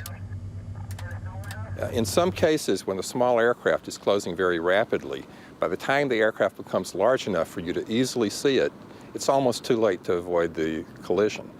The FAA generally has taken a sort of as a rule of thumb that you need about 12 seconds in order to see an aircraft, decide that it's a threat, and then execute an avoidance maneuver. In the case of the collision at Cerritos, by the time the aircraft became large enough to see, you were down very close to that 12-second limit.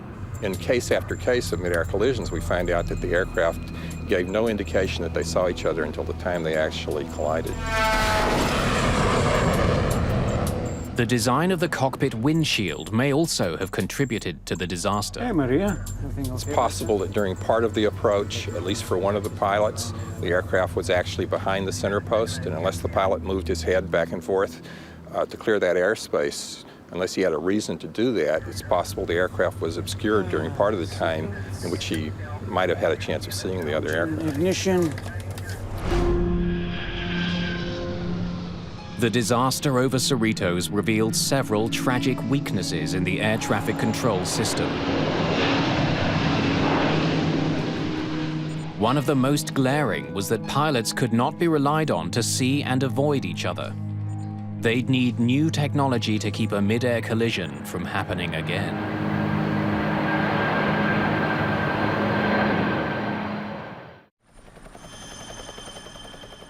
A small California neighborhood is rocked by a terrifying plane crash.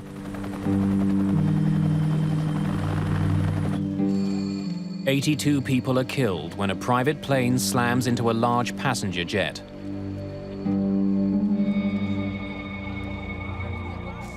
The devastation is enormous. More than a dozen houses are damaged, several leveled completely. The NTSB report makes it clear that there are glaring problems across the air traffic system. And these concerns must be addressed before, inevitably, there is another mid-air disaster. The FAA, which regulates the airline industry in the United States, acted swiftly to improve safety. A new kind of transponder was required for smaller planes, the kind that might have helped air traffic controllers recognize that the private aircraft posed a danger. If you had an aircraft that flew under a controlled airspace, you would have a transponder and you would be required to have altitude encoding or reporting. That way it would be no mistake as to whether you had an intruder or not. A new system called Mode C Intruder was also developed to warn air traffic controllers. Mode C Intruder is an automated program that is now incorporated in all our major radar facilities, that if an aircraft should inadvertently intrude, the controller will now be given a visual and an oral alert, thus giving him time to provide a timely warning to the pilot. Entrance check. Seatbelts, engine ignition. Even for the most diligent pilot, the old strategy of see and avoid had serious limitations. Those limitations would be addressed with the most important innovation of all. The major technological innovation that came out of the Cerritos Midair was the congressional mandate that all air carrier aircraft operating within the United States would be outfitted with TCAS, Traffic Collision and Avoidance System. John Andrews worked on the team that developed TCAS. The TCAS collision avoidance system, which was under development, quite possibly could have prevented this accident. TCAS gives the pilot a traffic advisory at 45 seconds before the potential collision. Hey, Maria. Everything okay back there?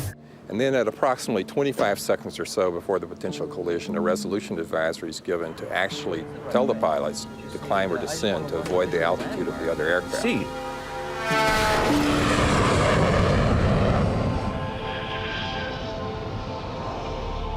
Today, commercial airlines around the world use TCAS.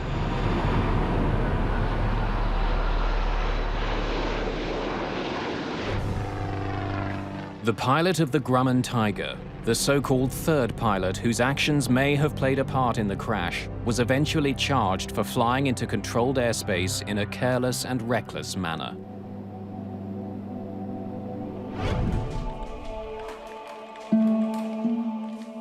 For Walter White, the effect of the disaster over Cerritos could not be overcome.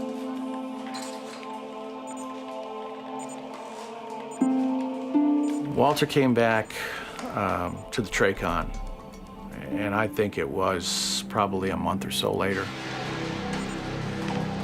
And I can't give you exactly how long he stayed there, but it wasn't very long.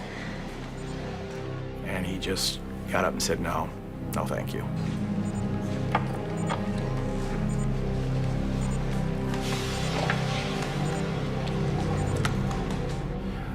And as far as I know, he didn't talk to airplanes again.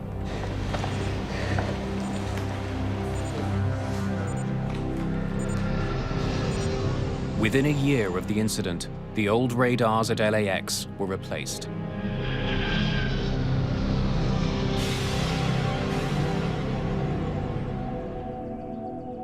In Cerritos, a memorial garden now marks the day of the disaster.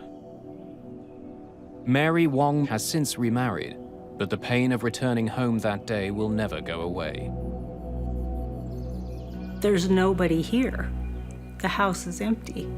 Derek was already living in an apartment in San Diego, and here I was no longer a mother, except to Derek, and I was no longer a wife. And so it shattered my whole world. Days after the disaster, Mary Wong met one of the few people who could fully understand her loss. I went to the memorial service, and it was very important to me to try to meet somebody else who had gone through this. And I knew from reading stories that Teresa had lost her husband and 2 children. And so I saw someone there who I thought was Teresa. She says, "Are you Teresa Estrada?" And I said, "Yes, I am." She says, "Well, my name is Mary Wong." And she says, I said, "I lost my husband and children also." I just wanted to grab her and hug her because she was feeling what I was feeling. So we had an immediate connection, and we've maintained our friendship over these 20 years. Everyone who flies today has been affected by the mid-air collision over Cerritos. The disaster led to historic improvements in aviation safety. Since the full adoption of the TCAS system, there has not been another mid-air collision in the United States.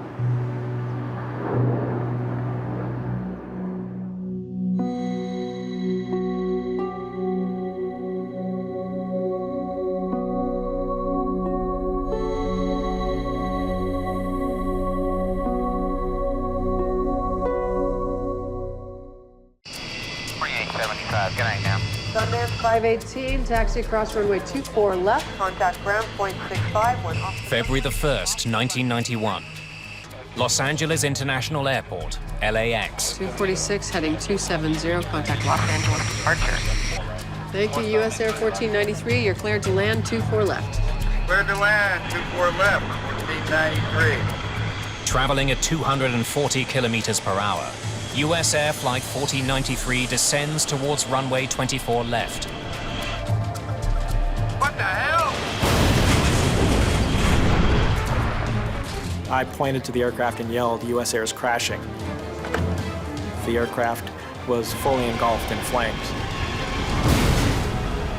But the full scope of this tragedy is far greater than anyone can imagine.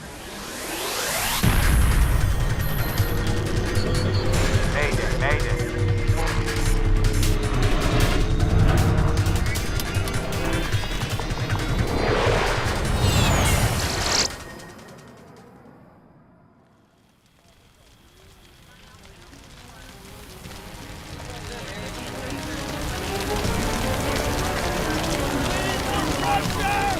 At one of the busiest airports in the world, a Boeing 737 has just exploded in flames upon landing. I think the thought process in the tower was it was 1991, it was one of the first nights of the first Gulf War. And I think the thing that was foremost in our mind was maybe it was a bomb that went off on the aircraft. As firefighters bring the blaze under control, rescuers begin searching for survivors. About 5 minutes after the incident occurred, we got a call from an emergency vehicle. Amid the wreckage, they have made an alarming discovery. One that forces everyone involved to re-examine every detail of the last 15 minutes.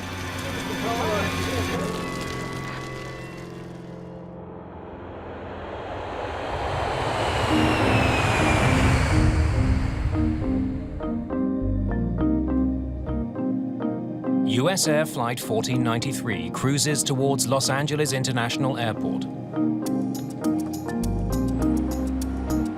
LAX is a central hub for international travelers. Just confirm the visual approach for US Air 1493 is 24 left. That's correct, US Air 1493. For the approach, Captain Colin Shaw is managing radio communications. First Officer David Kelly is at the controls.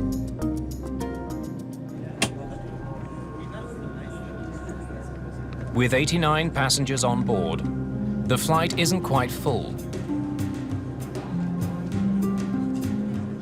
Well, I'd been on a business trip to Columbus, Ohio, and I went from the business meetings to Columbus Airport and got on a U.S. Air flight that was nonstop to Los Angeles. I planned a lot of good things and good times for that weekend. U.S. Air 1493, expedite your descent through 4000 as much as practical, if you would. There will be traffic pass above you on the south side. As the Boeing 737 nears Los Angeles, the approach controller tells the pilots to make a quick descent. They will need to stay clear of a flight passing above them. Okay, I'll expedite through 4. U.S. Air 1493. Landing at LAX can be a challenge for pilots. The airspace around the airport is often thick with traffic. On average, a plane arrives or departs every 50 seconds.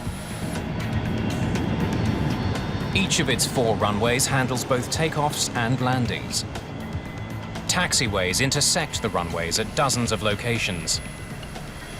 The airport can be a maze of stops and starts for pilots following instructions issued by controllers. 737, turn right 8010, intercept 4 right. You got the left side in sight? Yeah. We're out at 4.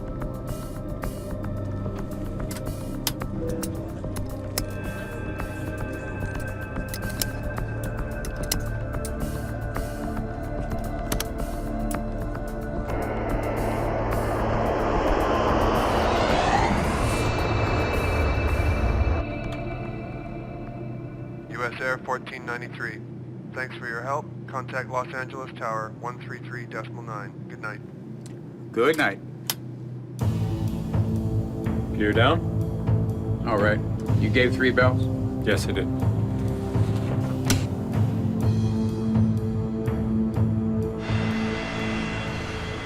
Perched 12 stories above the ground, tower controllers have a hawk's eye view of traffic coming and going from the airport. It was a busy night. There was a lot of airplanes. We had numerous arrivals and departures during that time of the night, so it was a typical day. Elliot Brann is the clearance delivery controller. The primary duties of the clearance delivery controller is issuing the routes of flight and the flight plans to the pilots as they come out of the computer. A flight strip is printed out, so you get a piece of paper with the call sign, type aircraft, route of flight. I issue the clearance to the pilot, and then I pass the strips, the flight information, to the next controller. Brann shares flight information with 4 other controllers. 2 ground controllers, who handle planes moving between the gates and the runways, and 2 local controllers, who are responsible for planes taking off and landing. Tonight, local controller Robin Washer is overseeing the 2 north runways at LAX, 24 left and 24 right. She uses the flight strips to keep track of flights departing and arriving. U.S. Air 23 taxiing to position and hold runway 24 left. Position and hold 24 left, U.S. Air 23. 246, you still holding short of 47? 46, affirmative. All right, you're next. Skywest 569, taxi up and hold short at runway 24 left. Roger, hold short.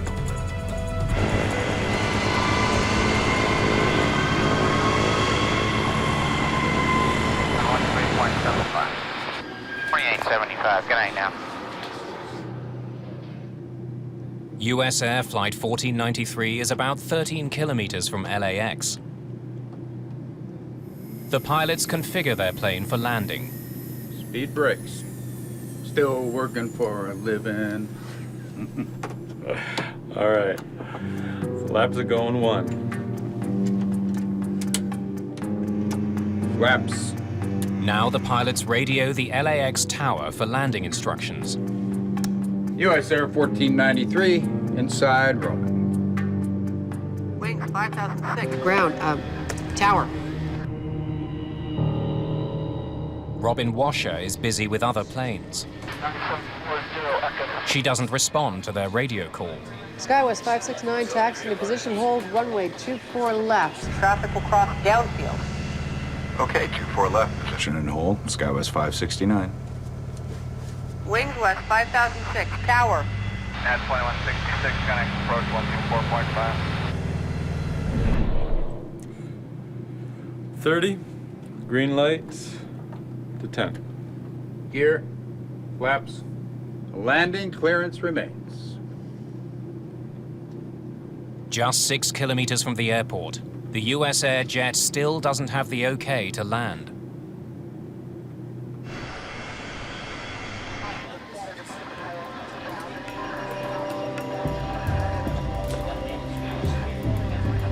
Sundance 518, taxi across runway 24 left. Contact ground point 65 when you're off the runway. Good night.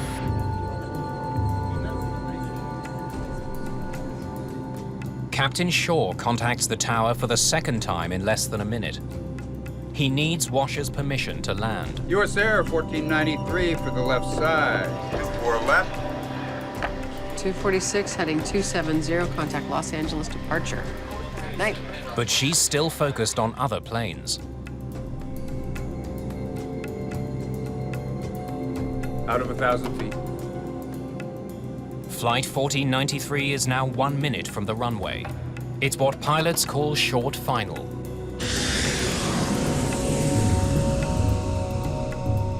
Sometimes due to other priorities that take place, an aircraft might not get a landing clearance until short final.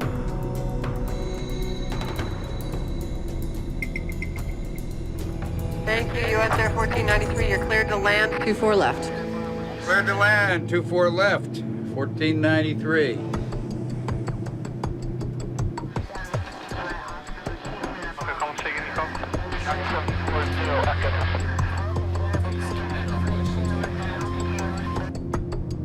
Looks real good.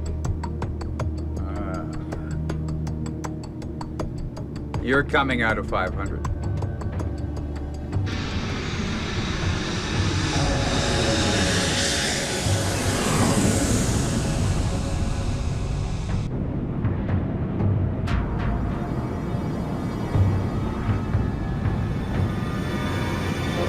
What the hell?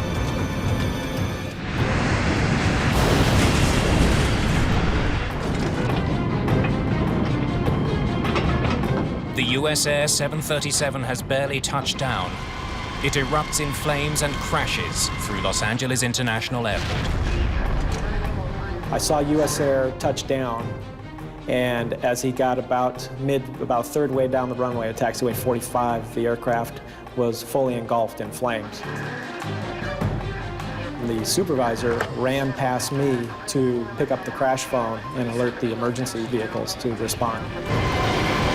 Aboard the flight, sheer terror. There was a tremendous crunching sensation, and there was this extraordinary shower of sparks that shot by my window.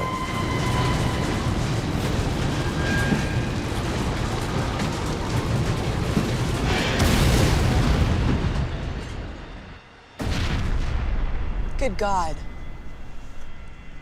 Rosa Reynoso is a plainclothes officer with the airport police. We see the aircraft engulfed in fire. My partner and I were probably about 500 yards from it. Alert 33, runway 24 out. Affirmative, alert 33. The initial moments were very scary, very chaotic. I remember just thinking to myself, oh God, please get some more people out here. Get me fire, get me officers, get me somebody, because this is not good. In the tower, there's no time to dwell on what's happened. Other aircraft are still coming in to land.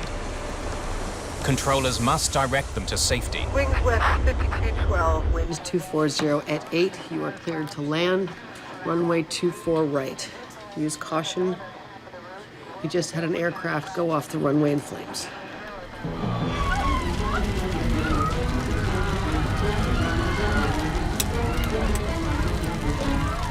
The cabin of Flight 1493 is filling with toxic smoke. Some passengers rush to a door at the rear of the plane. I probably got 7 or 8 rows down the aisle, and then I encountered a cluster of passengers standing in the aisle, not moving. I thought to myself, there must be an opening in the front of the plane that allowed for this tremendous quantity of smoke to roll into the plane so quickly. And so I stumbled forward to the cockpit area, and there was tremendous fire on both sides of the plane. I said to myself, my gosh, there's no way you're going to get out of this airplane, David. You're trapped. Outside, some have escaped the plane. Rosa Reynoso is the first emergency responder to arrive at the scene. The fire was intense. It was very, very hot. I mean, almost singeing us. She needs to act fast to help passengers away from the burning wreckage. The passengers were trying to escape the plane from the emergency exit doors. However, the fire had engulfed the doors, so some of the people that were fine jumped out of the plane and into the fire. More emergency personnel arrive within minutes. Most passengers are jumping out of that door. Some people were on fire. Some of them were scratched, cut up. Some of them had broken legs. It was pretty traumatic. And I think you just start operating on knowing that you have to do the right thing and try and save these people. David Koch is still inside. I suddenly saw a crack of light, and my God, it was a miracle. The crack opened up, and I suddenly realized that I had opened the galley door. But now he faces another hurdle. He can't even see the ground through the fire and smoke. And I said to myself, what the hell, and jumped out. I landed on the ground and then started crawling on my hands and knees away from the airplane. I had a great sense of guilt. Why did I not go back into the airplane and say, follow me? And I think if I'd gone back into the cabin, I might have passed out and fallen on the floor and died. And that's how I've come to terms with the fact that I got out but didn't help anybody else out.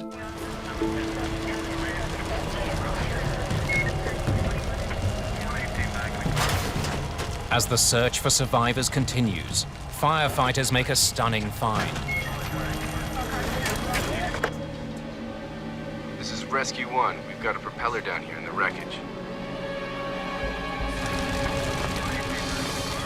The discovery of a propeller has horrifying implications. There's 2 planes down here.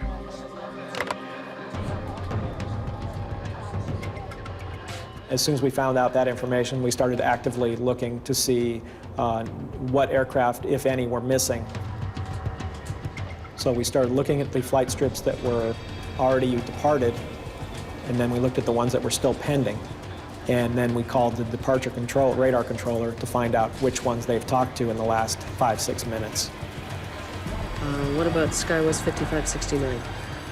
No, we haven't heard from them. SkyWest 569, taxiing to position hold, runway 24 left. Okay, 24 left, position and hold, SkyWest 569.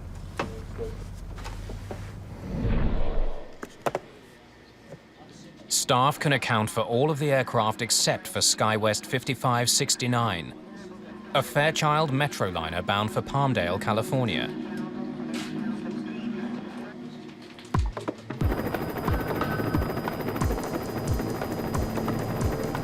Emergency personnel find parts of the smaller plane strewn across runway 24 left. There were 12 people on board the flight. None have survived.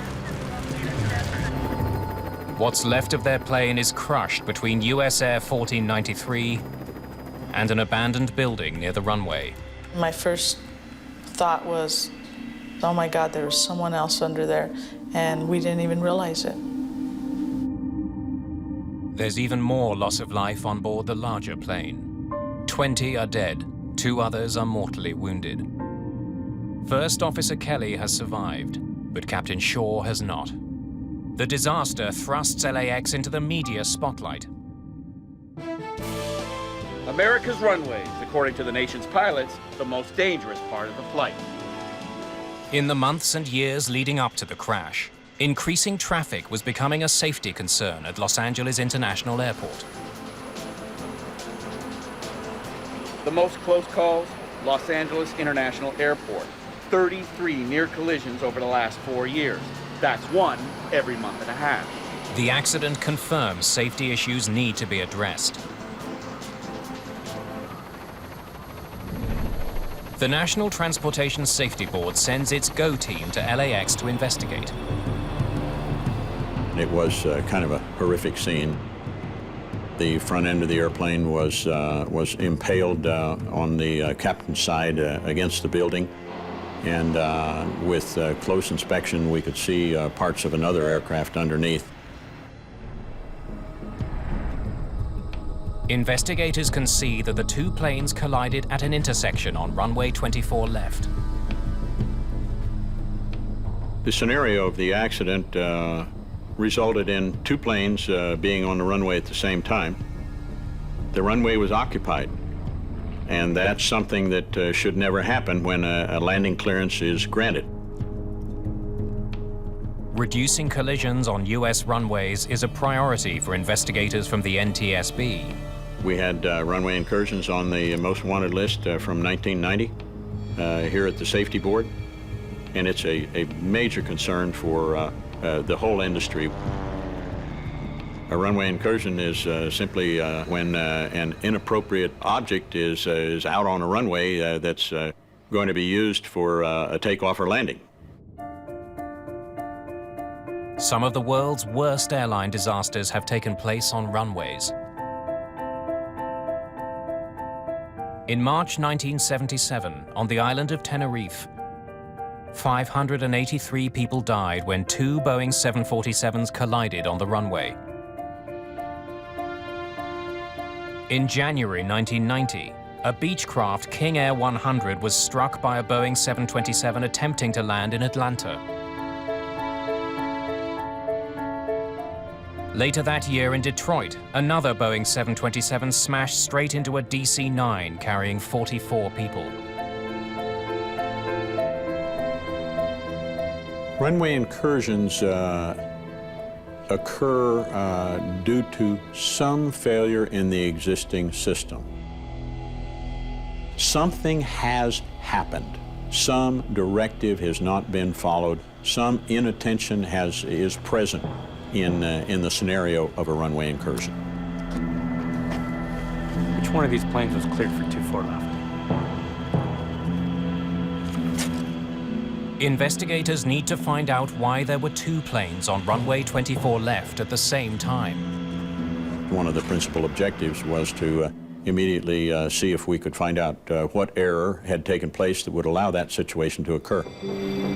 Part of that answer may lie in the wreckage. But 24 hours after the crash, the investigation is at a near standstill. There's too much fuel on board the 737. Crawling through the wreckage would be dangerous. The aircraft had about 6,000 pounds, maybe 1,000 gallons of fuel on board. How long is this going to take? The Saturday was spent defueling the aircraft, and that's a very slow process. That took almost all day before the fire department could declare that the scene was safe. With airplane parts littering the airport, LAX is running at half capacity. 2 of the 4 runways are shut down. That's causing chaos for travelers.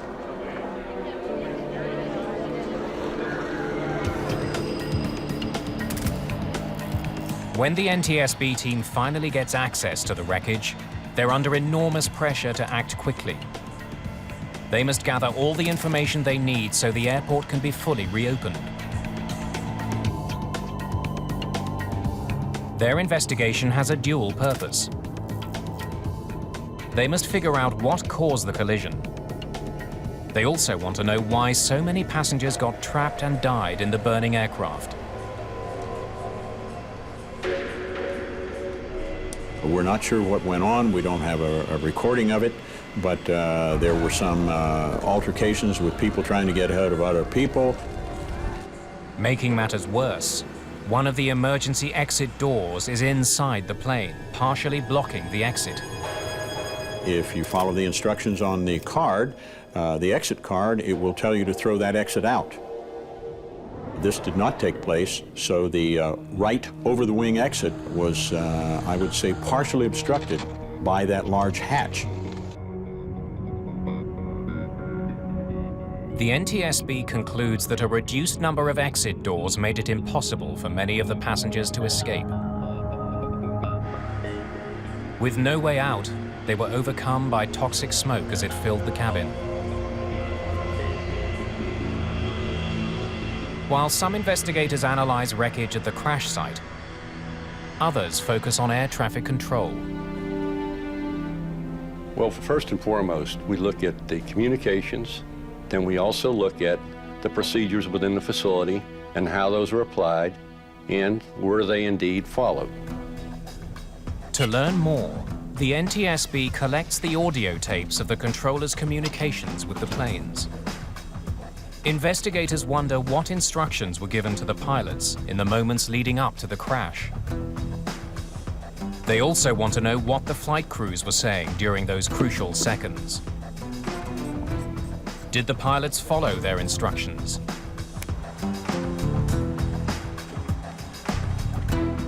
The cockpit voice recorders should provide investigators with the answer.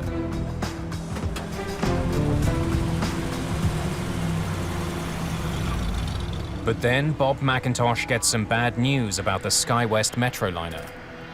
No voice recorder. Great. We recognized, looking at the onboard equipment, that SkyWest 569 did not have a CVR flight recorder installed. And that was disappointing to us. At the time of the crash, commuter planes were not required to carry cockpit voice recorders. This means the only SkyWest conversations caught on tape are radio communications recorded in the control tower. Okay, 24 left, position and hold, SkyWest 569. The two cockpit crew members would have exchanged words, would have been listening to the air traffic information that was coming into their cockpit all the time, and we recognized that that was a valuable piece of data that we lost. Using the air traffic control tapes and just one CVR, investigators try to find out which of the two aircraft in the collision was actually cleared to use runway 24 left. The answer will raise alarming questions about the safety of all passengers flying to and from LAX. 246, are you still holding short of 47? The investigation into the deadly collision on runway 24 left focuses on Robin Washer's conversations with the two planes involved. Investigators begin with the smaller plane. 23 taxiing to position and hold. Minutes before the accident, the pilots of the Metroliner waited for permission to take off.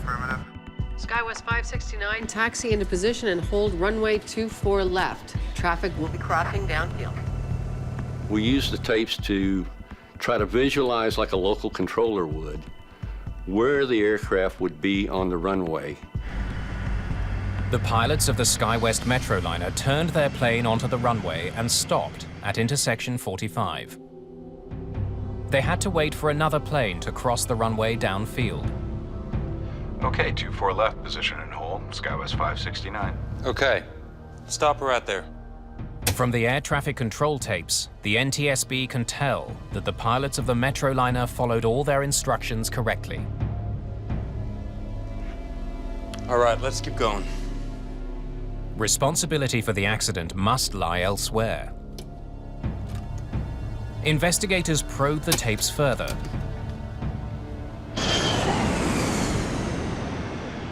They look at Washer's communications with the US Air pilots.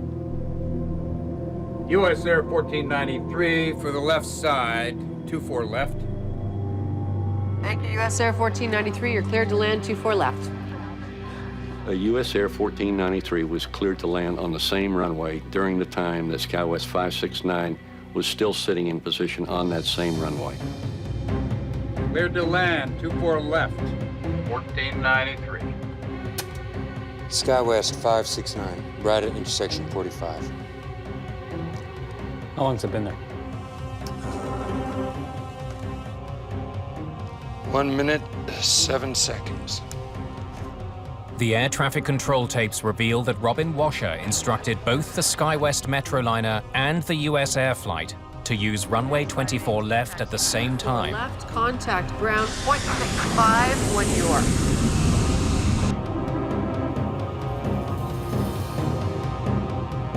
What the hell?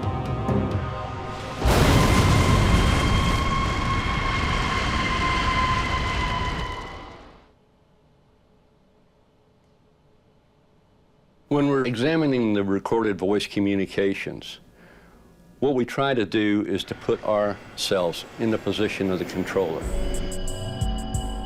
What would she have seen? What would she have heard? What would she have done? Investigators need to know what Robin Washer was doing at the time of the crash. They look at the other flights that she had under her control. Wings West 5006, taxi across runway 24 left. They learn that in the moments before the collision, Washer began to lose track of some of those flights. Is that for Philippine 102? No, sir, hold short. Wings West 5006, taxi across runway 24 left. Wings West 5006 was an aircraft that was on the north side of runway 24 left who wanted to cross to the south side. Wings West 5006, ground, tower. And when she was ready to cross the aircraft, the crew did not respond. Washer spent nearly a full minute of her time trying to re-establish radio contact with the flight crossing the runway. Can I hear the rest of that exchange?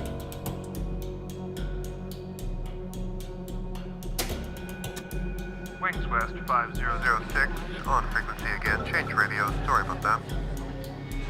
They advised her they had inadvertently been on another frequency. 5006, you're back with me.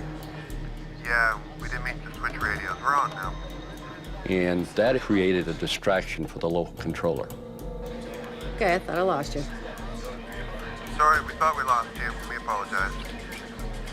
Not a problem. But investigators discover that that flight wasn't the only aircraft Robin Washer was fixated on in the moments before the crash. Tower Wings West 5072 is ready for takeoff. Wings West 5072. With US Air 1493 less than a minute from touchdown, Washer hears from another Wings West aircraft, Flight 5072.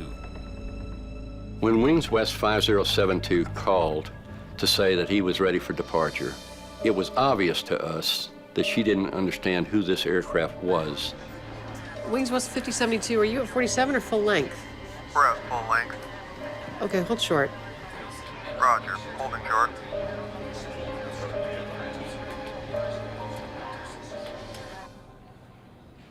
Investigators need to hear from Washer herself. I couldn't find the flight progress strip.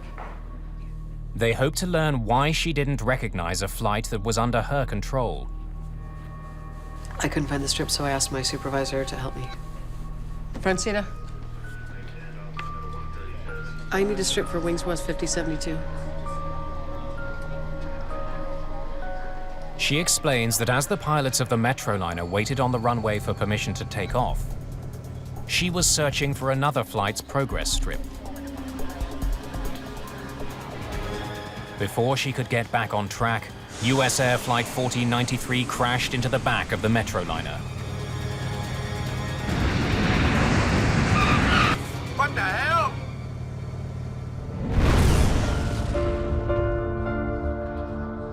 NTSB investigators now know that human error played a major role in the collision at LAX.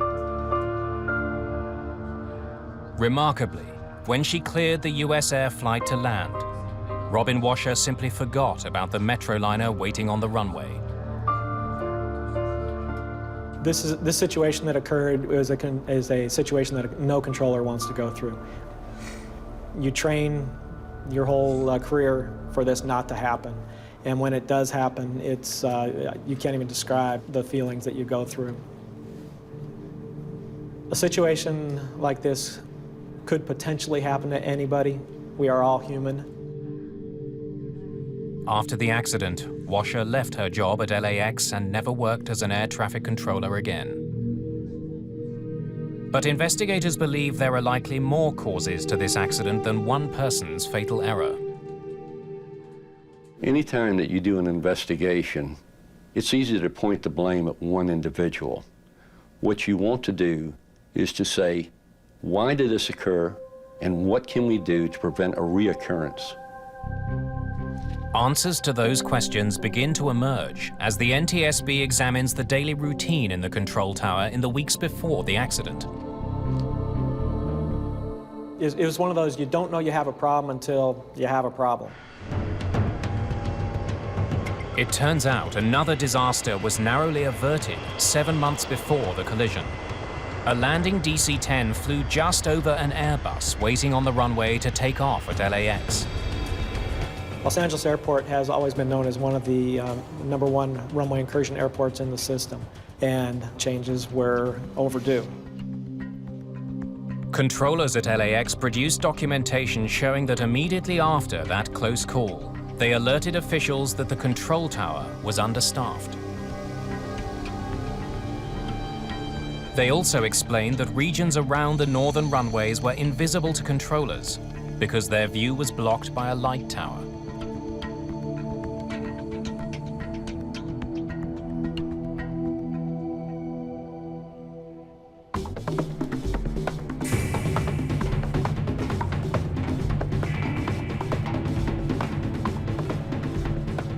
We went up in the tower, climbed the stairs, and asked the air traffic controllers to step aside while we sat in their chairs and looked out the window. The view that the air traffic controller was presented with had an obstruction, a light pole that produced a glare, and it was a light that lit up the airport ramp. Robin Washer may not have been able to see the SkyWest Metroliner as it sat out on the runway.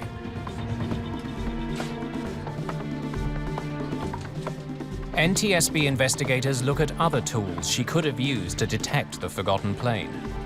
The surface radar is generally used during periods of low visibility.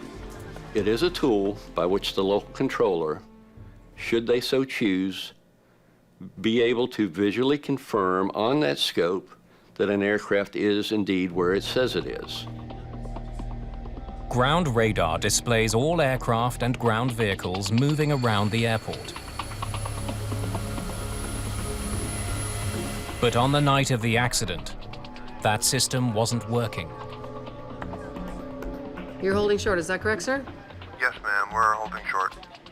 It was in constant out of service, in service, out of service, in service, and gave the management a lot of trouble. The system was not very reliable, and we did lodge complaints to have it fixed and to upgrade the system as soon as we could. Investigators learned that just 4 days before the accident, officials at LAX had formally asked the FAA to treat the failing ground radar with the highest priority. The radar drive and some of the drive mechanism had some ring gears and spur gears that they had to go to machine shops and literally make that part because it would wear out on a regular basis trying to rotate the antenna. We looked into this particular problem and learned that Los Angeles had been slated to receive a new system in 1988. However, that date had slipped, and at that time, they were not sure when they were going to get a new radar system. With the ground radar system out of commission, and with her view of the runway impeded by blinding lights, Robin Washer's chances of discovering her error were slim. Investigators turned their attention to the cockpit of the US Air flight. They wonder why the pilots didn't see the Metroliner out on the runway and abort their landing. Well, most of us in the pilot community would recognize that it's our job to scan that runway and find aircraft that might be out there or anything else prior to landing. Like all planes, the Metroliner is equipped with lights to make it more visible at night.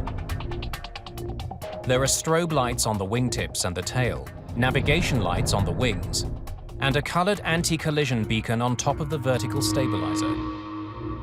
We were concerned about the SkyWest lighting and had to look at the flight operations manual, and we found that the operating procedure for that company was to turn on the strobe lights only after clearance for takeoff. So no other lights were required? Okay, thank you. The Metroliner wasn't yet cleared for takeoff. So the only lights that would have been lit while it waited on the runway were the navigation lights on the wings and tail, and the anti-collision beacon on the tail. NTSB investigators then use a helicopter to put themselves in the position of the US Air pilots as they were making the approach to runway 24 left. We went up and we actually flew that final approach in order to verify what we thought might be the condition of obscuration. They positioned a Metroliner on the runway in the same spot where the collision occurred. And sure enough, we could not see that aircraft parked out there at spot 45 and 47. You just couldn't see it. Looks real good. The investigation determines the lights on the Metroliner were the same color and brightness as the runway lights. The plane may have been all but invisible to the pilots of US Air 1493. You're coming out of 500. The anti-collision beacon in particular would have been lost in a sea of lights.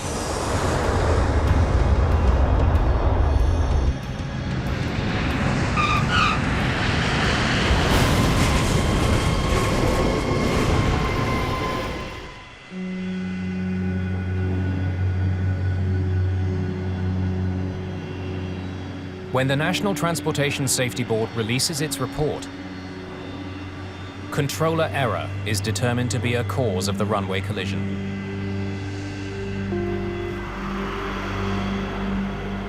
We're in the business of determining why something happened. You may call it a cause or causes or contributing factors, but our job ends when the next accident is prevented. Preventing accidents on the runways of LAX would prove to be a much greater challenge than investigators could imagine.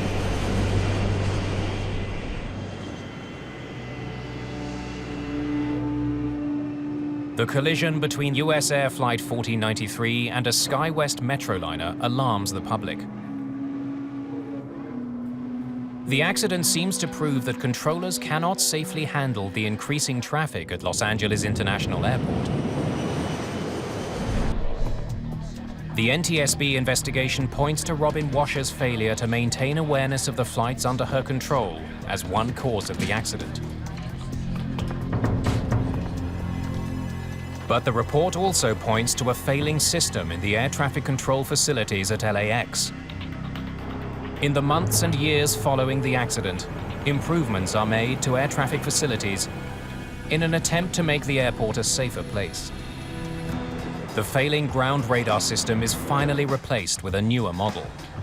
Today at Los Angeles Tower, we have the newest system out there.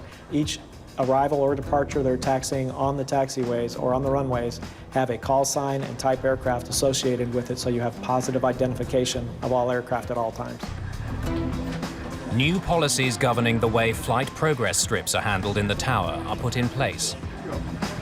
Ground controllers now organize the strips before they make their way to the local controller. The extra set of eyes reduces the local controller's workload. 5 years after the crash, a new air traffic control tower is built at LAX. The tower is 16 stories higher, 3 times larger, and offers controllers clear, unobstructed sightlines. New regulations concerning aircraft lighting are also put in place. It becomes mandatory for pilots to turn on all their lights before they move out onto a runway.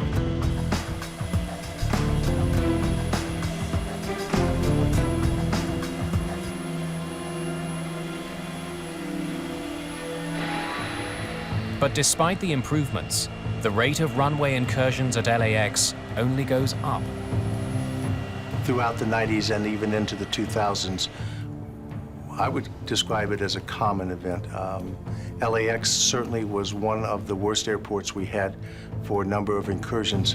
10 years after the accident, more serious runway incursions were happening at LAX than at any other airport in the United States. They had double-digit runway incursions and serious runway incursions almost every year. And in fact, in 2007, they actually had 21 runway incursions. In an attempt to reduce the problem once and for all, the Federal Aviation Administration begins work on a new system of runway lights to keep planes apart on the ground. Runway status light system is a series of runway entrance lighting that we put at taxiways or takeoff hold lighting that we actually put on the runway itself. The system is fully automatic. It uses a series of red lights embedded in the runways and taxiways. The lights warn pilots if there is conflicting traffic. The runway status lights illuminate red, tells a pilot that it is unsafe, or a vehicle driver, that it is unsafe to either cross or enter that runway. And it triggers because there is an aircraft landing or departing. There's some other traffic on the runway. The runway status light seems to be one of the most effective systems we have for preventing runway incursions, and certainly the serious runway incursions. In April 2009, the technology was installed at Los Angeles International Airport. Prototypes of the system have also been installed at Dallas-Fort Worth and San Diego. By 2011, runway status lights will be a key feature at dozens of airports across the United States. The equipment we're using at Los Angeles Tower today is much better than the equipment that we used back in 1991. It's been upgraded, it's much more reliable, and it gives the controllers the tools they need to make sure that the runways are clear and to keep the aircraft moving. Though new technology can never guarantee 100% safety, the improvements at LAX have restored public confidence in the airport, even among those who survived Flight 1493. I spent a couple of days in intensive care at a local hospital, and I had nightmares, by the way, following my release from the hospital for quite a number of days. But I'm doing fine now. I have no problem with getting on airplanes and flying, and I've got great confidence in the airline system.